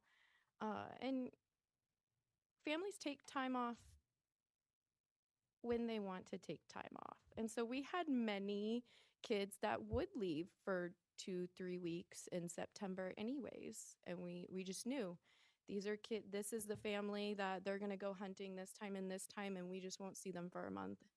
And we knew to expect them back. And I lost my train of thought there. But yes, there is plenty that I considered from my walks of life. I was asking other staff members how they would view this, and it was from early on, before Two Rivers even closed, that I was asking staff members there, is this something you would want to live through? Do you appreciate this? Do you appreciate that? And most of the feedback I've gotten from families when I explain it is pretty positive, with the few questions of, well, what if we don't want to start until like the 1st of August? And I was like, well, then let's just have that conversation. That's all we need. Just like any other vacation your family is going to take, just let us know and we'll work around that. Follow up. Follow up, Mr. Dorn. One to APC and one to administration. Thank you for that update, because conversations and circumstances change greatly over 30 years. I just wanted to get the update. Do I understand in some ways that, in terms of the nature of the Two Rivers community, which is who would be primarily served by the school, is more than the agrarian seasonality, or is there seeing a resurgence of that? A resurgence, kind of coming back. It's growing because a lot of it was homestead areas, and then people moved out, and some involved with that, and some not. They just like to live out that area. So, so kind of that nature of the community that this would be primarily serving, although open to others. So, if I may, one really cool fact that I learned last week was out of the states in the United States, there's one that had growth in farming, and it's Alaska. Which you're going, what? Um, Out of all the states in the United States this past year, the only state that did not see a decline in the number of farms that were in the state or moving into the state was Alaska. Other cool fact is that the increase is from women farmers. Um, and we're kind of who has babies. So female farmers are moving into Alaska at a rate that it surpasses every other state. And as a small farm owner, when I was looking for property for our house, I said, that one's out. It's a 6,000 square foot lot. That one's out. It's on the side of a hill in the ridge, and I can't plant anything there. And that one's out because my bees are going to harass their kids. So we needed acreage. So to her point, yes, those homes are getting bought up. At least in my neighborhood, there are no lots that are under 2.5 acres. There's a vacant lot across the street from me for people that need farming areas. But there is that resurgence. And I also wanted to say that we also could have a conversation with migrant ed. I don't think those kids just need to have chronic absences. I think let's get them in that migrant ed program. So they're using their resources and we're not throwing away their spot, but we're supporting that family and meeting them where they are with that calendar, even if the subsistence lifestyle that they're living takes them out of Fairbanks for a couple weeks of the year. Unless that's not allowed for migrant ed in the charter. I know that's. Okay, thank you. So the follow-up to administration is in terms of Dr. Minert, the idea of a year-round school, different calendar than when we have one school that has at least one school that has a slight adjustment of our calendar. We do run programs at different times throughout the year, including the summer months. Recognizing there may be some logistical pieces to it, but is that a workable model within our district? It is a workable model. I think taking out the piece of, is it a workable model this summer? No, I don't think it's a workable model this summer. But if you're talking about 2027 and beyond, I think it's a very workable model. And I'm actually really excited to see data sets that come out of that because, there are schools around the country that employ this at their neighborhood schools, and you see some growth in academics because you don't see that summer slide in terms of having a big break in the summer for both academics, nutrition services, student supports, and those types of things. And so we can make it work from the administrative side, and kind of excited to see it in action. Thank you. All right. Real briefly, I do want to point out that it is 7:54 p.m. We've been out this for about 2.5 hours, and originally I was hoping that we could get out of here by 8:30.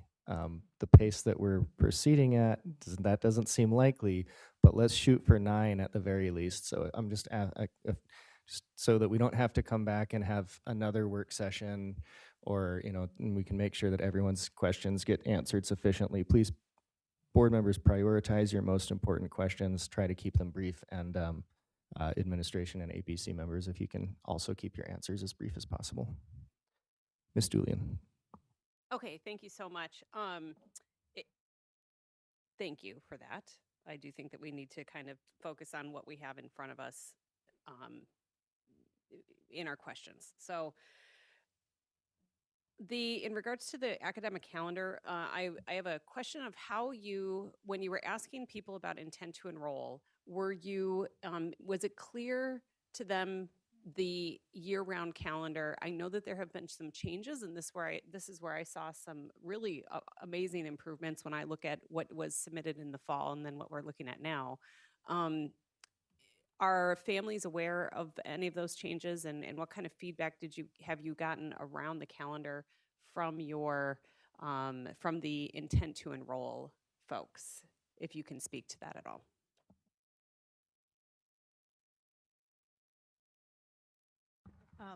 We originally designed the intent to enroll form before we had actually decided on this year-round calendar. So it doesn't have that in there. I kind of wish it did now that you bring that up because it would be interesting to see their feedback on that. But I will say, like through word of mouth, and then having it online available and other things too, that people are seeing it and know. And I think it does align with a lot of like the Two Rivers area for the most part.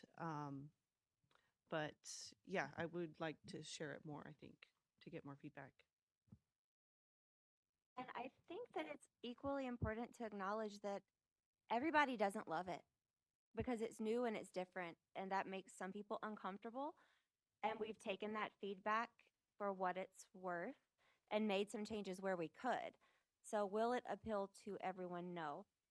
Every teacher I've spoken to has loved it though, because they like those cheaper plane tickets, and they like the moose hunting and getting to go with their family and the Thanksgiving break. But we have gotten feedback on both sides. So I don't want to paint like a false narrative of, oh, everyone loves it. It's great. It's not. Some people don't like it, but a lot of people do. Follow up, Ms. Dooley? Yeah, if I can have a follow-up. So you mentioned the new military. I'm very glad that you've added a military liaison. And I think that's incredibly important because to me, the viability that you've built in the sustainability of this model is a continuous recruitment from the military, which is cycling in and out of our community. And I mean, what I see is that you have built in a sense, an enrollment cheerleader, an enrollment specialist with that military connected. Have they talked about the calendar? I know that initially we talked a little bit about how breaks like this align with the military's calendar a little bit more, that supports military connected families. So thank you.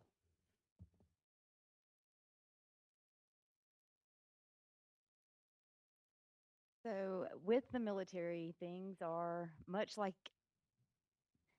policy for education, both at the local and state level. It's always changing.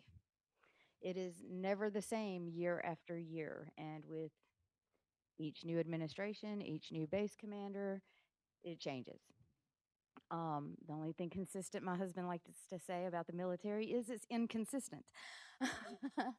um, so, with the military advisory seat, as a military spouse with the advisory seat and the liaison seat, I felt it was important, especially with the rotation in and out of the area. And I believe if I'm recalling correctly, military population makes up approximately 1/3 of the total population for Fairbanks. I may be off on that number by a little bit, approximately a third. So it is important that we have representation for those students and their parents, families, the soldiers, the spouses at home, the students. It's important that we have representation for those people. And yeah, we're just really excited about that piece. If I can probe a little bit, has the military connected families, have they responded positively to this year-round calendar? So like Chelsea had mentioned, that wasn't in our survey, so we don't have hard data on that. But feedback from talking with military families that are about to move here this summer, that are PCSing, and those that have PCSed here in the last couple of years, that many of those students came from school districts in the lower 48 that had a year-round calendar. So they're already accustomed to it and they loved it. Um, Morgan has been the number one questioner about this year-round calendar. We've, but the more I explain the calendar to people, the more they're like, that does sound nice. You know, that is amazing. That's something I've never considered. That is a hard time. And I would like a week off for Thanksgiving to go visit family because that's one of the only holidays we actually celebrate, and different other occasional conversations I've had with the community. And Morgan is our military specialist. I have also heard that our calendar reflects PCS season, because there's a big PCS boom in the summer and families are flooding in. And I have heard that there is an increase th- that the bases are looking at adding a lot more personnel and soldiers, especially with families, into what's already here with limited housing access as is. So that'll be fun. But I have heard positive things after a lot of questioning at first of how does this work? I've never seen something like this. Is this okay? Is that okay? I don't understand this. But the more that I explain and reflect and provide reasoning for all of the dates that we have off, the more they feel more comfortable with it and appreciate all the work that went into the calendar. Can I just add one quick thing to the Caitlin's statement? Quick, please. It'll be quick. There is a difference as well. So as she mentioned, our military advisory seat, Miss Woods, is her husband's in the Air Force. So she primarily, I would say, gets all of her feedback from the Air Force families on Alson, where my husband still, even though he's transitioned from active duty to the Army Reserves, he's still at Alson. I'm sorry, not Allison, Fort Wainwright, several days a week. So between the three of us, military connected people on the APC, we're kind of getting feedback from both places, although it may be a little different from base to post. But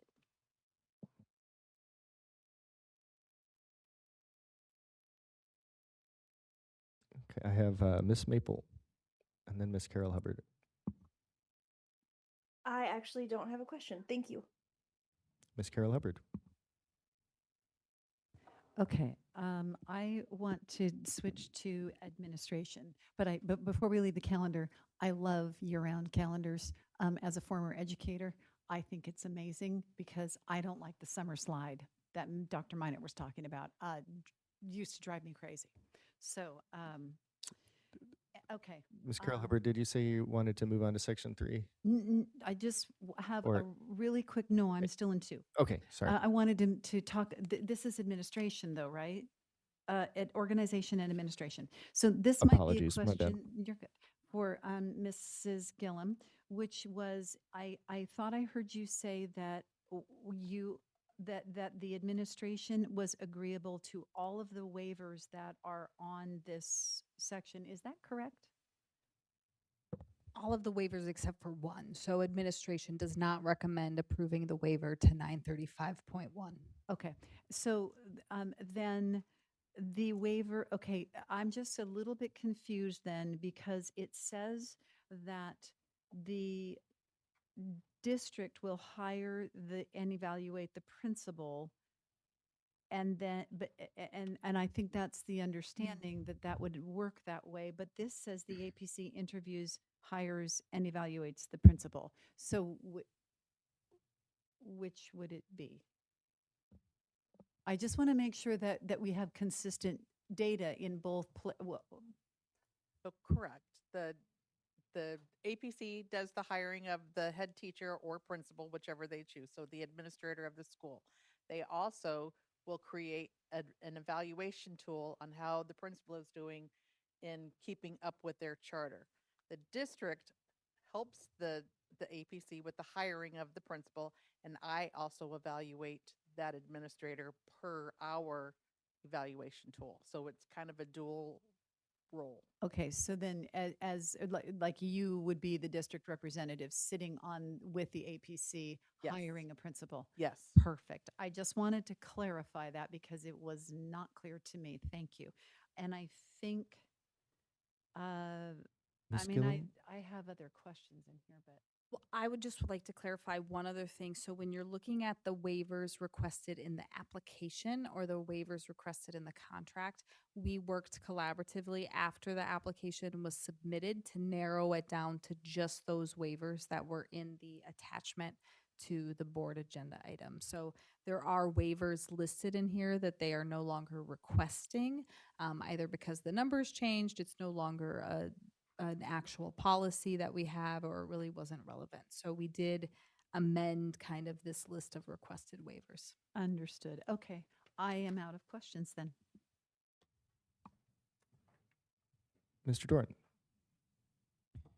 Okay, I'm going to start with a clarification. There is no principal. Okay, so it's a head teacher, so you do need a type B to do evaluations. Am I correct?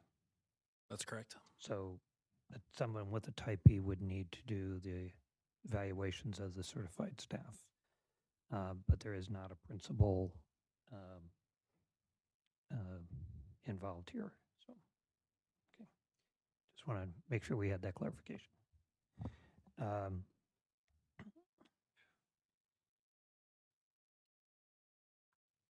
The quick question, I think, in terms of this section and the suggested schedule, which I know it's a suggested schedule, the actual depends. But just looking at timing, language arts is kind of specifically given about an hour a day.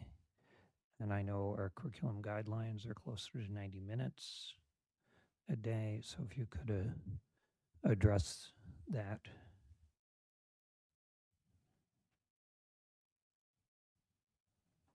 So ELA is 9:30 to 10.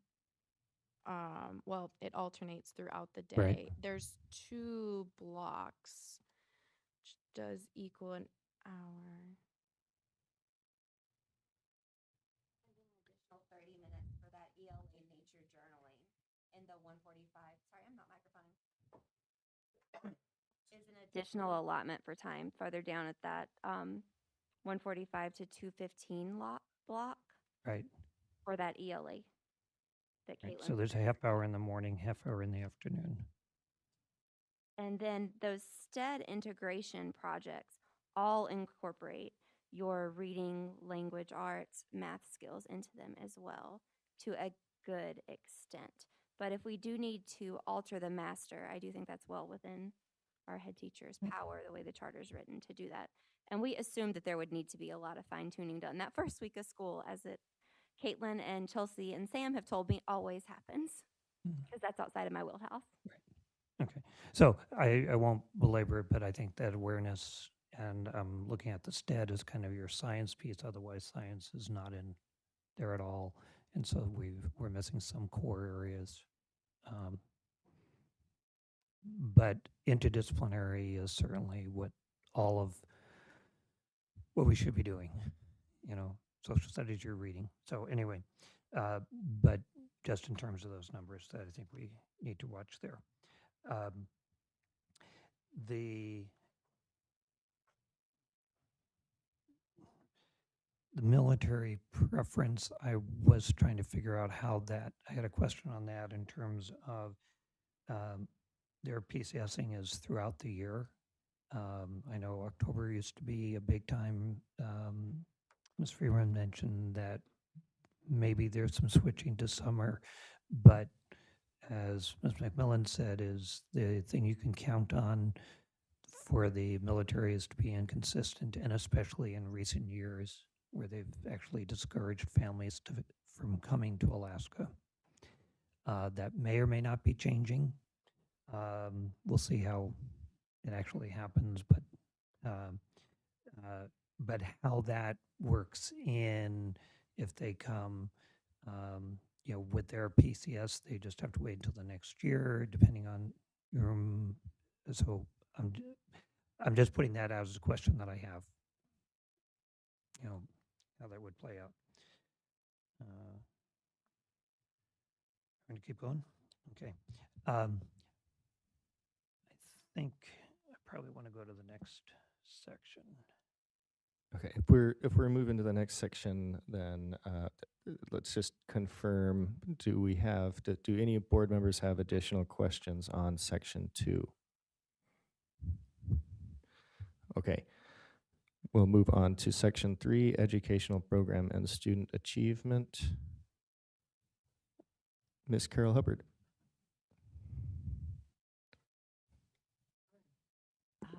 Thank you. And then Mr. Doran, I've got you back in the queue. Okay, so my first question is I was a little confused about, I want to clarify the grade span. So it says multi-grade classrooms span 2 different grade levels. So I was curious about, are you planning to do K1, 2, 3, 4, 5, 6, 7, and then 8? That would be individualized, I believe, to the number or the demographic of students. Okay. If we only have 2 second graders, that wouldn't really work. Um, in the past, where we drew the inspiration from this model, it might look like K1.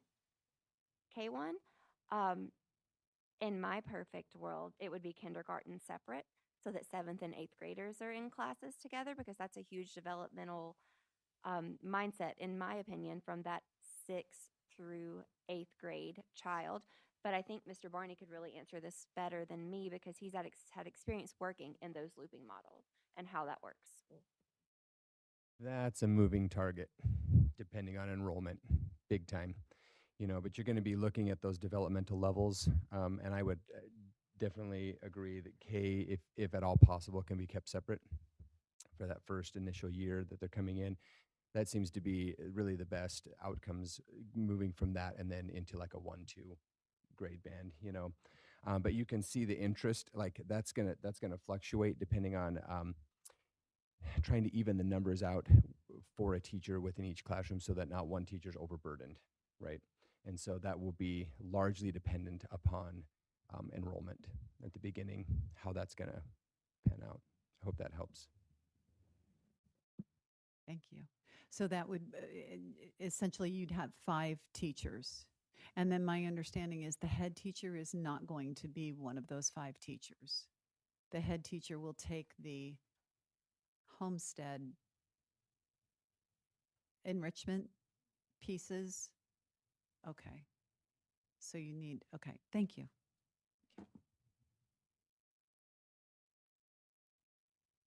Mr. Doran. Okay, I'll stay on that one. There does seem to be some discrepancies between application, current descriptions, and curricular descriptions, and current descriptions, and contract. And I will say that's a general concern that I have, that we're seeing bits and pieces rather than what it is that we're actually approving. On one hand, it's reflective of the collaboration that's been going on. On the other hand, for clarity coming together, because the contract talks very specifically about looping and 2 years, and other places it talks about really a multi-grade, and the actual fact that it could be you talk about the K2 and the curriculum, just as one example, 3, 3, 5, 6, 8, but it goes back and forth as to whether that's just curricular titles, subjects, how that's going to overlap if you have a 3, 4, but spanning those 2 things, all workable. But I keep coming up with, we're contracting potentially for this, but we may be saying this. And I don't want to get in the position later on and say, well, the contract says, and then it becomes a gotcha in a sense. So before it actually comes back to us, I would hope we would be able to get some real clean paperwork. If the application has changed, then let's have a clean piece, is what I would suggest, especially if it goes beyond the board,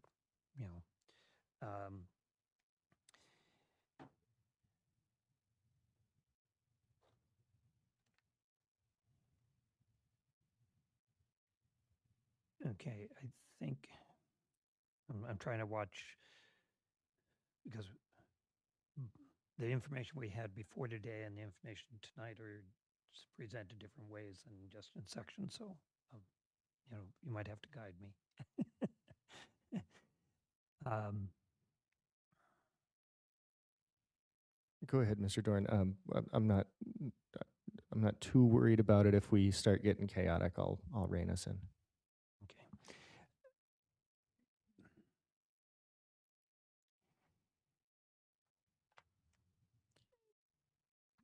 The one of the things in terms of programs that I had a question on, again in contract, but it's in the curriculum, listing very specific materials, the supports, and I'm going to use UFly as one of the examples, but there are certainly others that are there.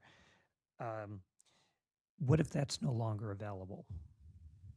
In contract, that's where you're saying you're going to use UFly. And so in the curriculum as a support material, I'm just concerned about where we identify, and Dr. Mina might be able, you know what I'm talking about is, you identify and you're going to say you're going to use this or that, the other thing, but you find it no longer is available, and we've run into a number of our curriculum materials in that situation that we've run into problems. So. Yeah, I mean, I think at that point in time, Ms. Beam collaborates with charters on a regular basis, and then if that was the case, we would bring a contract amendment back to the board to work through whatever new resource they wanted to use or have at that point in time. So I don't see that as a roadblock, and that's available to all of our charters. If there needs to be either charter amendments or contract amendments, we work with them to bring that in front of the board. Yeah, just put me back in. Thank you, Mr. Dorn. Ms. Julian. Yeah, to the administration, section 3 under educational program and student achievement, starting on page 21. Does the administration have any concerns about this being unclear or need to be cleaner before it comes forward to us for approval? I guess in terms of, I was just looking back and forth between the contract and the application to try to identify where these discrepancies might be. I do feel like we could make amendments to the contract if there is a discrepancy that we want to work with the APC to make sure that that's adjusted. I guess I would say at this point, I don't see any issues with it moving forward. There's nothing that's not reconcilable, I would say, between now and getting that contract for the board approval. Ms. Beam, if there's anything else you had to add. Dr. Miner. Yeah, I'll add on to it, and then I think we can continue to move on. But I think, Mr. Dorn, if there's specific pieces within the contract that aren't clear that you want us to consider and have conversations with the APC prior to board approval, we can do that. But that is, one of the pieces that clearly articulates what that contract is between, the charter and the board. And so, I think part of the process and this tonight is working through that, but then making sure that there's a clear contract that the board acts upon, at a future date.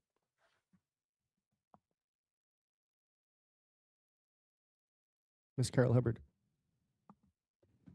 So I have a question about targeted instruction. By the way, I love wit and wisdom. I think that was a great choice, and I'm happy to see you fly, and I'm happy to see the Singapore math. I hope that just, I hope it goes great. I'm curious about targeted instruction. It says targeted support to reinforce grade-specific standards, address gaps and extend learning. Do you have, maybe this is a question for Mrs. Beam, do we have materials that we're anticipating if a child has this gap, we're going to use this material, or is that a Ms. Gillum question? That would be an APC question. Okie dokie. Thank you for, okay.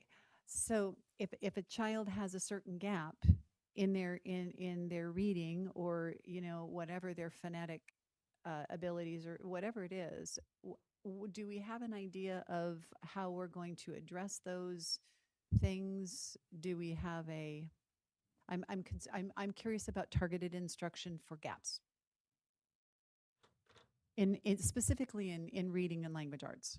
Well, I'm not a teacher, but we do have a really long Excel spreadsheet of resources that we have compiled that are open source materials for teachers to use to help bridge those gaps. Some of those are um, one of them specifically I was looking at today is a free resource for reading that is an open resource that we're planning to present to our educators. There's also a lot of really great free things that are state specific that we can provide that with. We did take the time to expand upon a gifted matrix I like that. that I can send to the chair to distribute to you guys if you'd like to see it. And then also plan to begin the process of working on how do we expand this inclusion drop-in for children that need those special education services as well as much as we can within our abilities. I hope that answers. But right now our plan is we have this, here's your resources to help meet that gap in the individualized learning plan for these students whose environment this is their least restrictive place to go.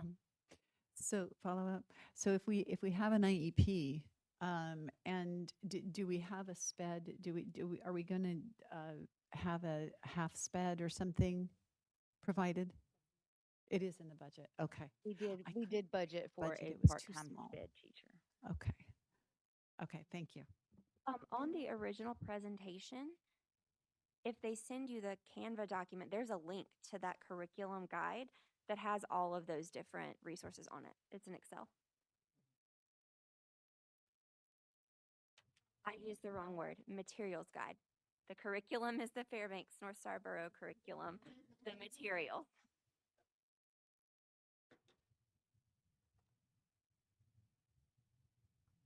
Mr. Doran? Okay, I have one last question on here, and then my main questions are sections 5 and 7, particularly 7 on the budget. I think through the administration to teaching and learning, and it's just what Ms. Wicks was referencing. Want to confirm that the materials, each school, charter schools can pick their own materials. The listing that they've provided is amenable. You're not seeing any major flags for those. And I just want to comment when I see the cultural math. Actually, I've been around since Jerry Lipka started that project out in the rural communities, and we piloted it, several sections of that with our students at Denali. So I'm familiar with that and glad to see that in there. But the question, those materials, reasonable? Okay. You want to move to section 5, facilities? Ms. Carol Hubbard? Thanks.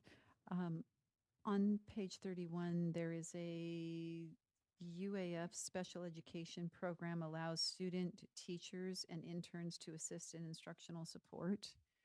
Is that part of our plan still? Or has that been revised?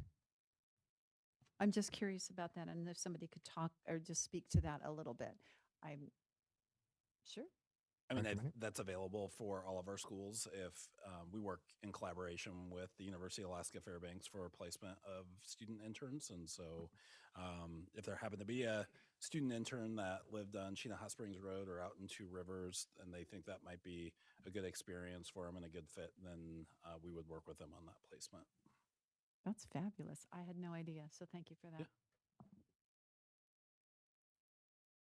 Okay, I have reached the end of my queue for section 3. So we can move on to section 4, if I can find it.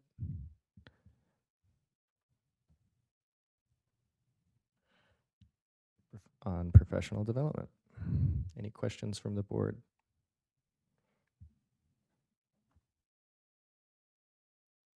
All right, I see no hands, so we will cruise on by section 4 to section 5, which is on facility. Questions from the board on section 5? Mr. Doran. I'd like clarity on how the building is divided, and I couldn't quite see it. I I don't know whether administration, well, probably both to administration and PC. We have a best services there, office there. I wasn't quite clear whether the charter is looking to, on the face of it, lease the entire building, but what's the section reserved for best, and what is the agreement for best to be able to do some of the activities that would be based there, access to gym or library or other building areas for. Yes, the lease would be for the entire building. Our proposal would be to not maintain a specific dedicated presence for Best out there. As I believe Two Rivers spoke to, and in their meeting with Best, there would be a space available if recognizing that we had Best Ed specialists who were still serving students in the Two Rivers area, that there could be a space made available for them to come provide services or to meet with students or to meet with families out there. But in the facility use agreement, there would be no dedicated space for Best specifically.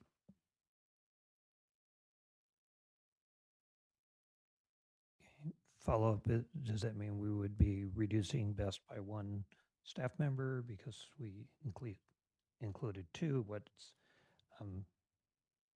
that's significant? I'm not sure I picked up we're including two. So no, it wasn't administration's plan to reduce Best. We still know that we have a number of families in that area that might want to continue with Best that need services and support from a Best teacher. Best continues to grow, and their caseloads are well within the realm of the staffing that we have in the recommended budget, and so that wouldn't be our recommendation to the board to cut a staff member. And I can confidently speak on behalf of the APC and say that we would love to have that person there full time if that's what Best wanted. Okay, thank you for that update.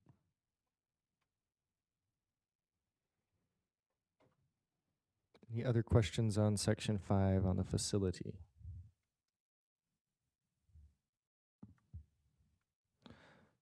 All right. Miss Maple told me earlier she's waiting until section 8, so I won't check on her specifically, but let's go to section 6, admission.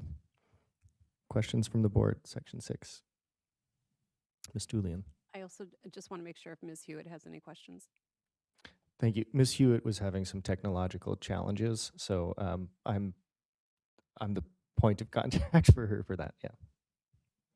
Thank you. I appreciate you checking on your fellow board members. Okay, section 6. Questions from the board? All right. Section 7 on the fiscal plan. To the board. Mr. Doran. Okay, so most of my questions, I think, are to administration to get a better understanding.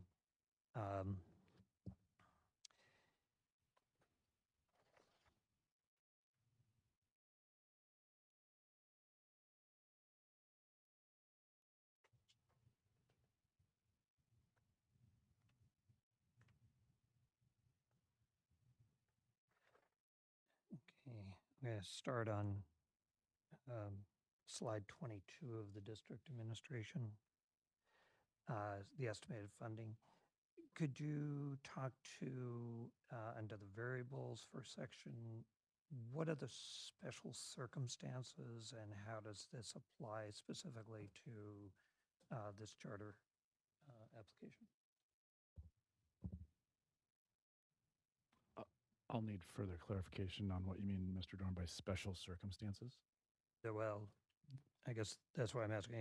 It's on slide 22, right at the top. That's the very first thing. FT enrollment and special circumstances. The budget sheet. estimated funding sample. Yeah, Mr. DeGraw, it's at the top of the budget sheet. Says special circumstance, and then there's text beneath that that says, is this charter school in its first 3 years of operation, or did charter school have at least 75 students last year? I believe what that's referring to, and that was an attachment, so it's bigger, so it's not so tiny somewhere, but there is Alaska statute. I believe it's 14.17.450D that says if a charter school has a student count of at least 75 but less than 150 for the current year and is in its first year of operation, or has a student count of at least 75 in the previous year of operation, the adjusted student count for the school shall be calculated by multiplying the student count by the student rate for a school that has a student count of 150. So that's where I believe when Mr. DeGraw has done his calculations, it's that cliff at 75, that if they're between 75 and 150, they're giving a special consideration for their multiplication factor. Okay, and does that go away after 3 years? So no, it doesn't. Their enrollment count falls within the range that provides a 4.4, 1.4.4, 1.45 multiplier. So they would just stay in that range. All right. Okay, thank you. And then also there's the other funding adjustments, the next column on the same page, same slide. Particularly the impact aid piece, that does not apply here, but then I wasn't sure how the numbers underneath that section. It sounds like it does not, they do not get a share of the impact aid. Correct. And so those numbers don't play in the calculation underneath that section. Correct. Okay. And the supplemental aid,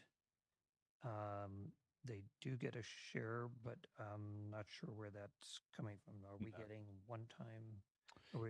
Yeah, so that's specifically related to hold harmless revenue the district's receiving, and that will go down over time. Okay. I would make one clarification on the impact aid. In a certain form, all of our charters do actually receive a portion of impact aid because it's not deducted from their revenue. So it's kind of a technicality, but I would want to point that out. That we don't subtract the deductible impact aid from charter revenue. So in a sense, they are receiving a portion of that. And then again on this, the estimate is for 1.3 million. The charter, there's a discrepancy just in the amount of the estimate here and the charter budget of about, $50,000. So I'm just trying to see where that. Yeah, so the charter would have put their budget together with numbers we had in our prior presentation, and these are updated up to the minute numbers here that we're looking at tonight.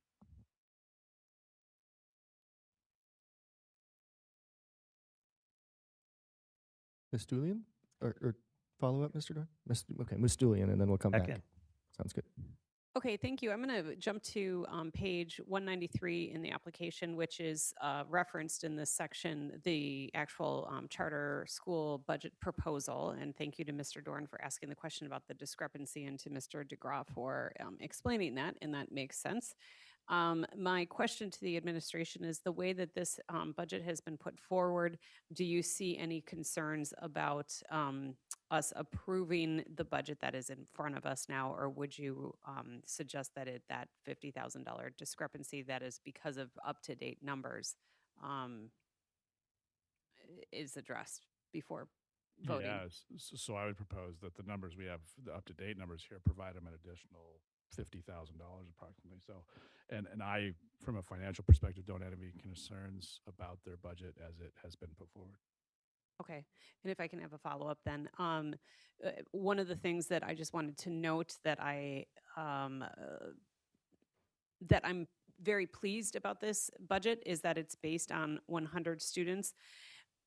And also the way that we have, if I can ask, because there's a connection here with the contract.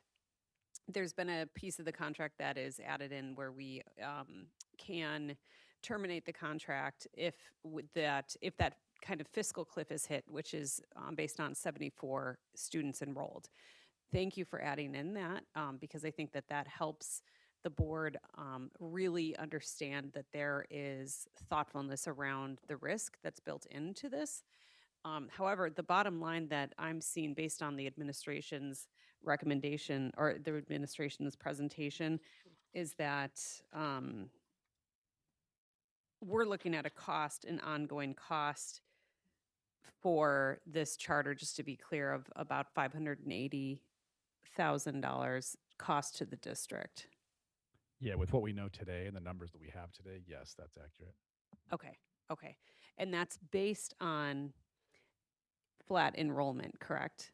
Correct. That's 100 students, stand status quo, and a status quo BSA. That's that's the one assumption in the slide that shows the four main assumptions. The one big lever is the BSA. If the when we received a $700 BSA increase from the state, that was a significant jump in charter revenues, and that number would increase the 580 number. Okay, but then to follow up, I saw that there would be a 2% increase in their rental.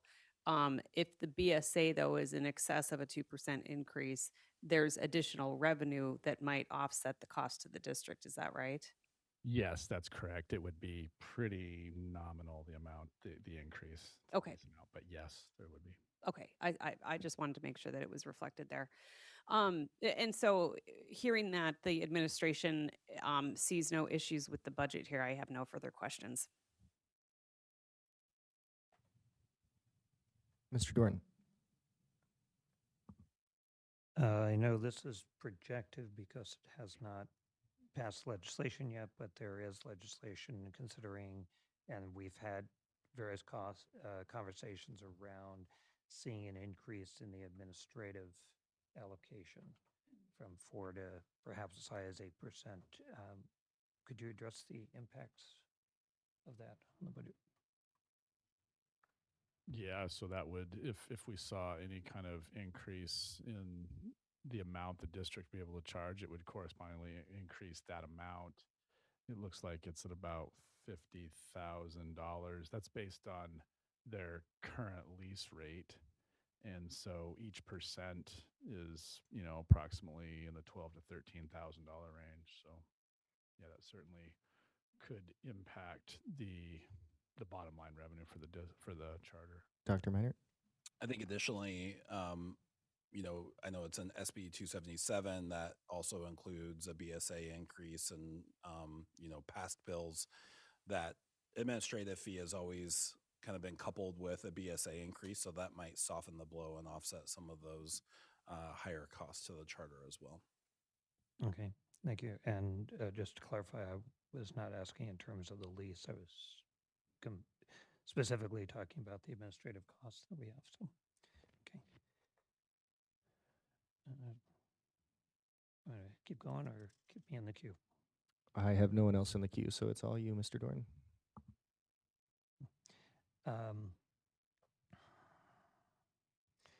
Okay, when we start looking at the cost to the district and the impacts, we know that we're only halfway through our budget. We're doing a recommended budget. We didn't factor something like this in. It's $1 million ostensibly for the first year, and then going to about 600,000. I'm looking for what the impact is to our district budget, and that we don't have a lot of buffer time. In passing our budget, we were concerned about sustainability, et cetera. This is additional money that would have to come from someplace.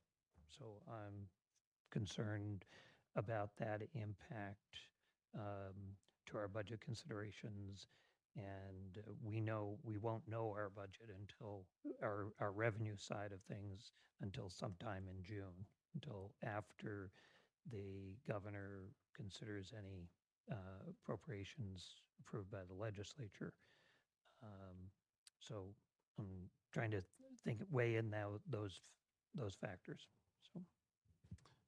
Yeah, I can start and then Mr. DeGraw can add on. This was one of those pieces as we were discussing the recommended budget that we were aware of it being one of the unknowns that might need to be factored into the approved budget. And you've been in enough budget cycles that a lot can change between now and the approved budget. It could go in our favor where we get a swing of more money that could easily cover this potential increase in the budget, or it could go the other way and the board might need to look at where they would draw those funds from. I think the good news for this budget cycle is, and unlike other budget cycles, is that the board hasn't made reductions, so it wouldn't be one more reduction that you would have to find within the budget cycle.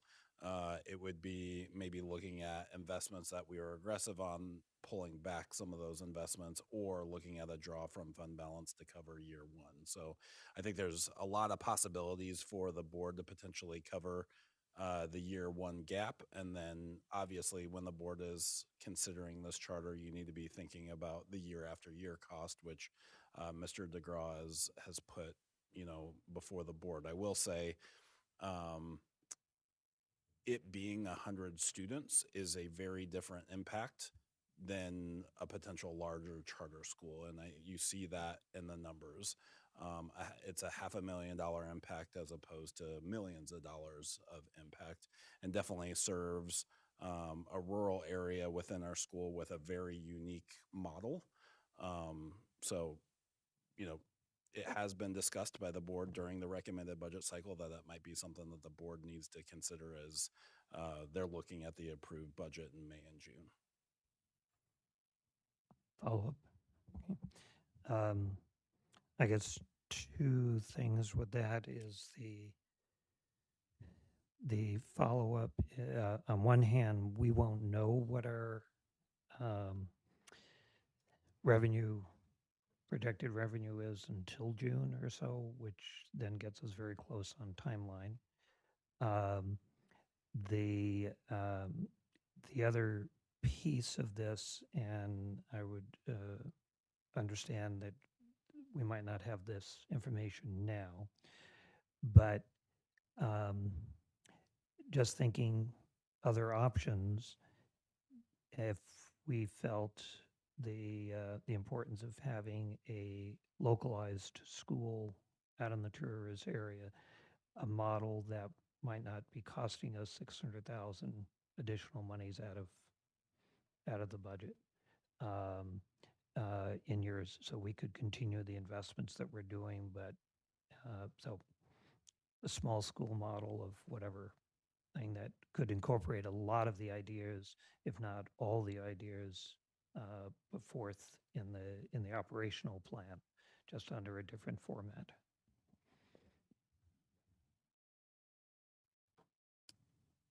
Yeah, I'm not sure necessarily how to respond to that in this meeting. I mean, we're discussing a charter application that's before us. And so if the board's, I guess not supportive of the charter, then we could discuss those other potential options of what kind of educational options we could provide the Two Rivers community. But not really prepared this evening to talk about what those other educational models could be given the application that's before us. Thank you, and I appreciate that response. But I think also I'm trying to look at saying we don't have the buffer that we would like. We are seeing a buying power reduction in the current projections. The BSA is not inflation proof. That's 2 years out of that. We're seeing that value go down, which will, unless there is some change, that will go down year by year by year. And I don't want to be in a position of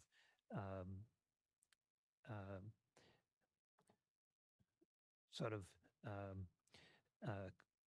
pitting Peter and Paul against each other in terms of investments we've made, and then all of a sudden have to pull that back, or so I'm looking at the part of our policy that also talks about the ramifications for the district as a whole, the broader thing. So that's why I'm asking that question.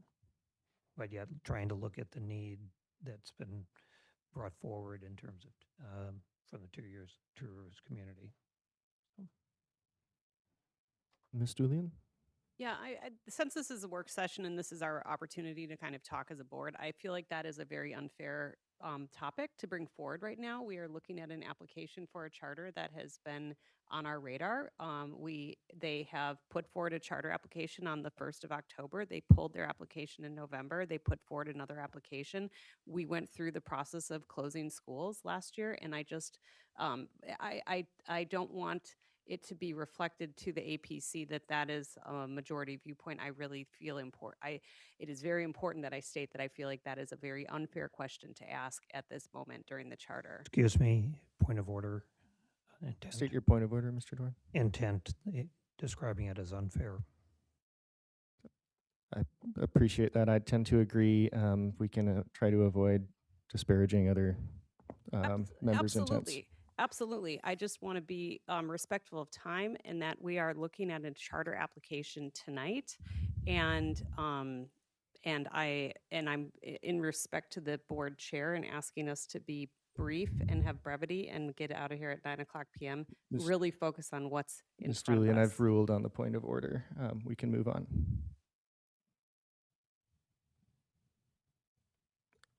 Any other questions on Section 7 on finances?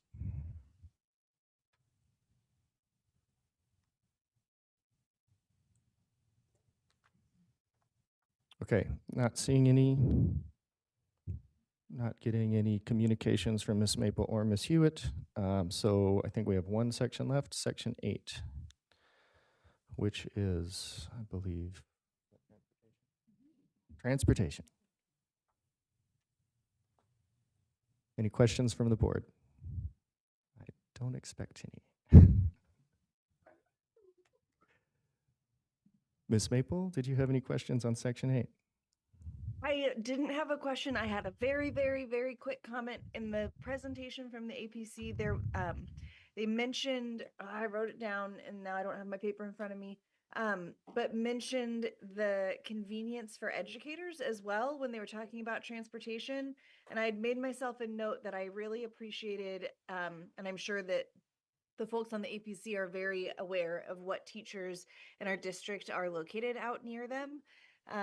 Serves rural educators as well. That was what was said. And I just wanted to say that I appreciated that reference. It's not something that I'd really thought about. We talk about all the students we're serving and the families we serve, and it's a really important point. So just appreciated it being included. That's all I got.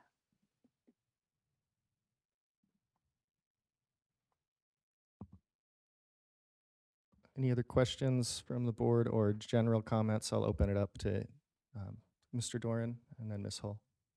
Okay, I had a question on slide 20 of the APC presentation. Just to understand, you used a bullet here, no staffing adjustments during the school calendar year. And I'm not sure what that was referencing. Originally, we had put that in there that we may need to adjust should enrollment be too low. That actually breaks the collective bargaining agreement, so we removed that. It doesn't allow for any mid-year adjustments. They have to be done prior to the start of the school year. That's fair. Thank you. Ms. Hull? Thanks. I'll just be really brief. I just wanted to express gratitude for the APC for your hard work that you've done, keeping students first, and also just coming in multiple times to have work sessions and meet with the administration. And I just wanted to express gratitude. Thank you.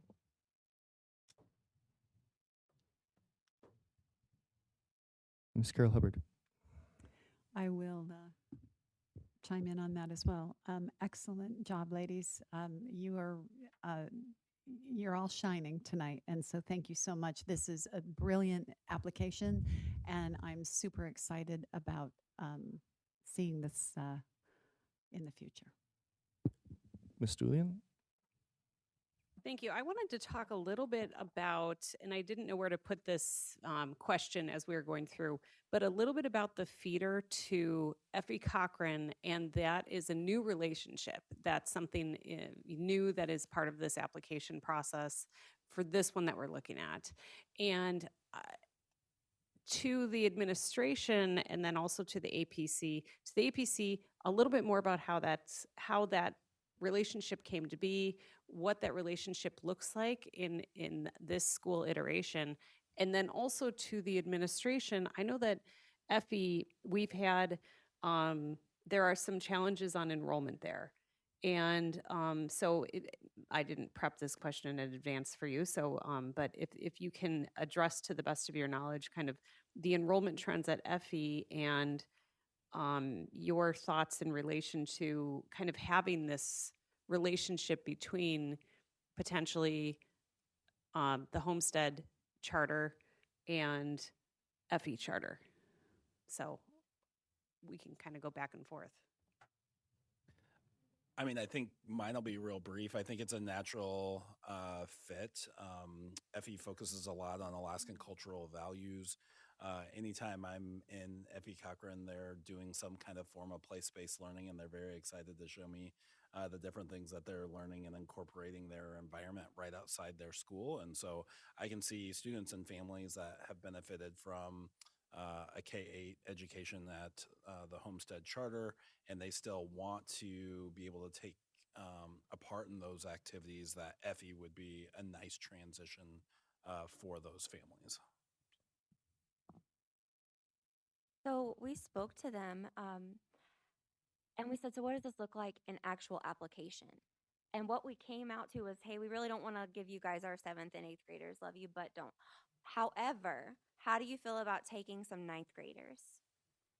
And they said, how many kids are you guys talking? And I said, well, we're looking at 22 probably ish kids per classroom. That would be about 11. They said we had 8 openings.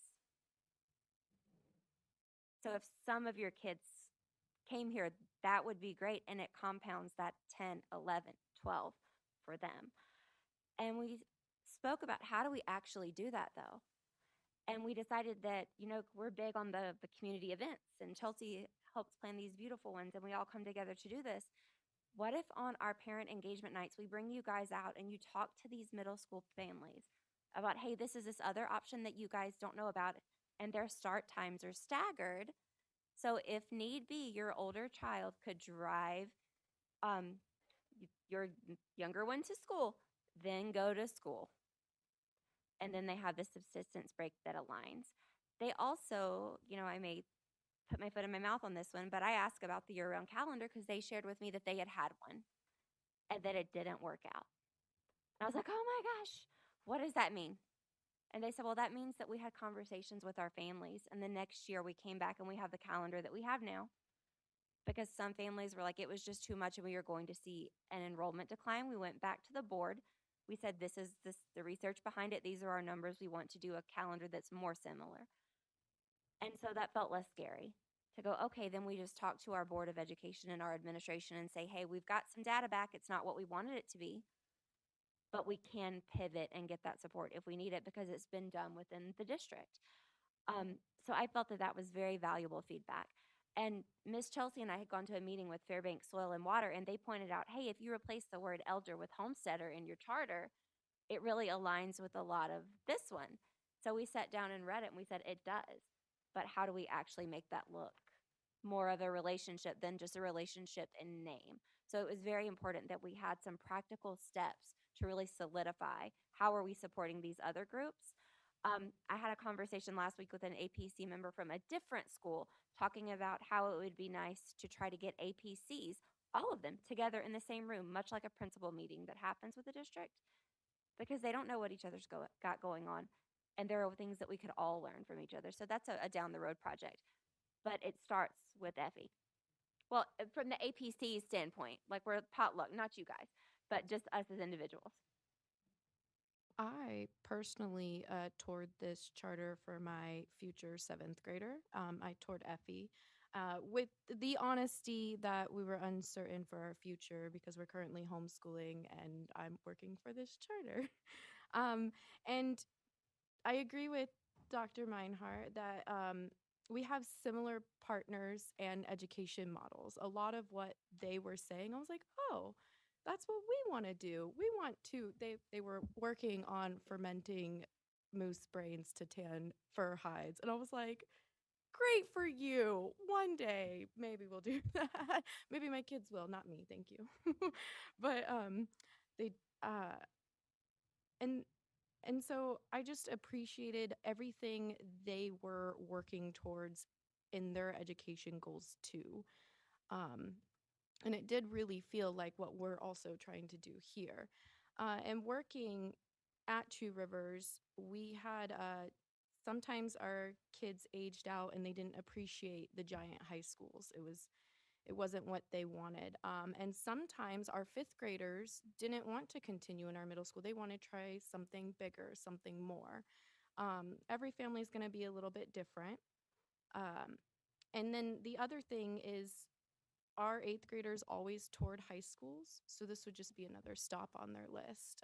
One that Effie would be excited for because I don't think many middle schools go and tour FE as an option, but I could be wrong with that. I know we always went to North Pole High because that was the one, and Hutch were the two that we would go to.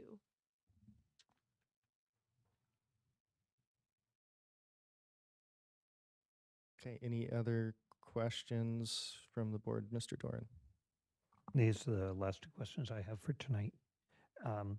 One is the question of a mid-year opening. You know, it's kind of, we know your preference would be the 26-27 school year. There's by law, technically could open if it was approved January 1 of 27, or the or the possibility of planning for the 27-28 school year. So just talking about the mid-year, how realistic is that? And one of my concerns is not only the impact on the district, but the impact on a charter, because it, in some ways, it's almost a temporary staffing,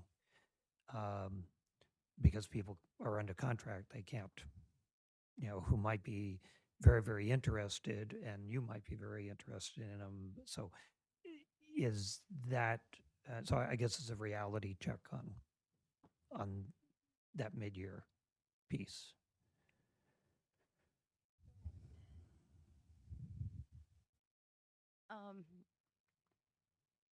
I love and hate that you asked that. Mid-year opening presents many different challenges. Everything from staffing to enrollment to furniture to curriculum materials. Mid-year opening, personally, I'm not a fan. And logistically, I don't, I don't see it being feasible for us to have a successful opening year with a mid-year open.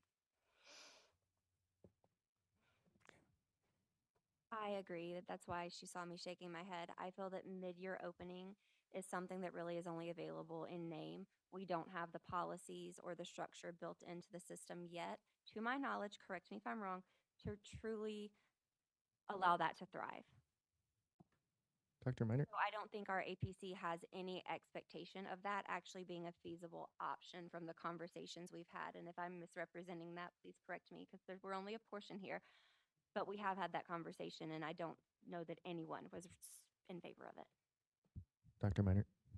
And I just wanted to, excuse me, comment on the comment on temporary staffing. And I think it's important to note that it would be an extreme challenge to hire for that mid-year staffing component, but they would not be temporary in nature because those staff members would fall under the FEA negotiated agreement. So at that point in time, they would be assigned to that school and would have continuing rights to those positions. And so just wanted everybody to kind of understand and be aware of that piece. Thank you, and I really appreciate it. I know it's a, but You answer, anyway, I really appreciate it, but wanted to get it on the table. Yeah, I mean, it was a question that I guess the mid-year opening is the elephant in the room, so to speak. So it needed to be asked and answered. So thank you for asking. And then my one other question for tonight was, and I guess more to administration, but it's from the contract, that reference to 20 days to meet their target. And if they don't, it, which is 75, the target would be. And then it would close, if they didn't, it would close by the end of the quarter. Um, the biggest problem was if it opened in the middle of the year and made, kids not wanting to transfer in the middle of the year with the idea, if you don't make it, then they're going back. So in some ways, that was my biggest concern area. That's been answered, but um, that is a new, the administration indicated there was a new aspect added in to the contract. So background on that and just workability for it. I will definitely acknowledge that it is new language. And so, in terms of specific logistics, I don't know that we can speak to it, but I think in conversations with the APC, we wanted to kind of add a parachute, if you will, because I know they're very concerned that they wouldn't be able to have a viable funded school option if enrollment went less than 75. And so certainly those terms we would have to figure out if we were in that scenario. But that was just language that we wanted to have as kind of a fail safe for both the board, who would be taking on financial risk if it went below that enrollment target, and for the charter itself. Thank you. Ms. Julian? Yeah, thank you. I to the administration. So what I'm gathering then from tonight's presentation and the questions and such is that you would recommend this charter moving forward, with the exception of that waiving the policy for moving forward with this year. That's correct. Okay, and you're comfortable with the curriculum. That's my kind of my Achilles heel when it comes to our board. So not getting too far into the weeds on, or even crossing the boundary of a board member going into administration role. Looking at the administration, do you feel like you've had enough time with the APC in reviewing the materials and such to make that recommendation? Yeah, I think from the timeline and what you talked about, I mean, I felt like a really collaborative process as we were working through things. And I mean, Miss Beam and I, different in this situation, I guess we felt like we could accelerate the time between the charter being submitted and this work session because we had spent so much time with the APC members and then also internally reviewing the application to get it to its final form before you tonight.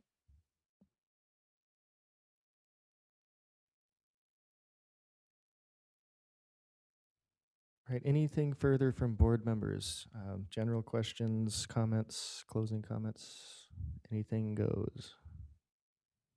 All right. I will make my closing comment then, and I'll just say thank you again for this collaborative process and for submitting an application that is really top tier.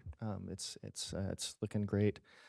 So appreciate all of the time from the APC, not just at this meeting, but in general, all the time that you've put into this, and to the administration as well. Thank you very much for doing a thorough job on these presentations tonight and having a great discussion.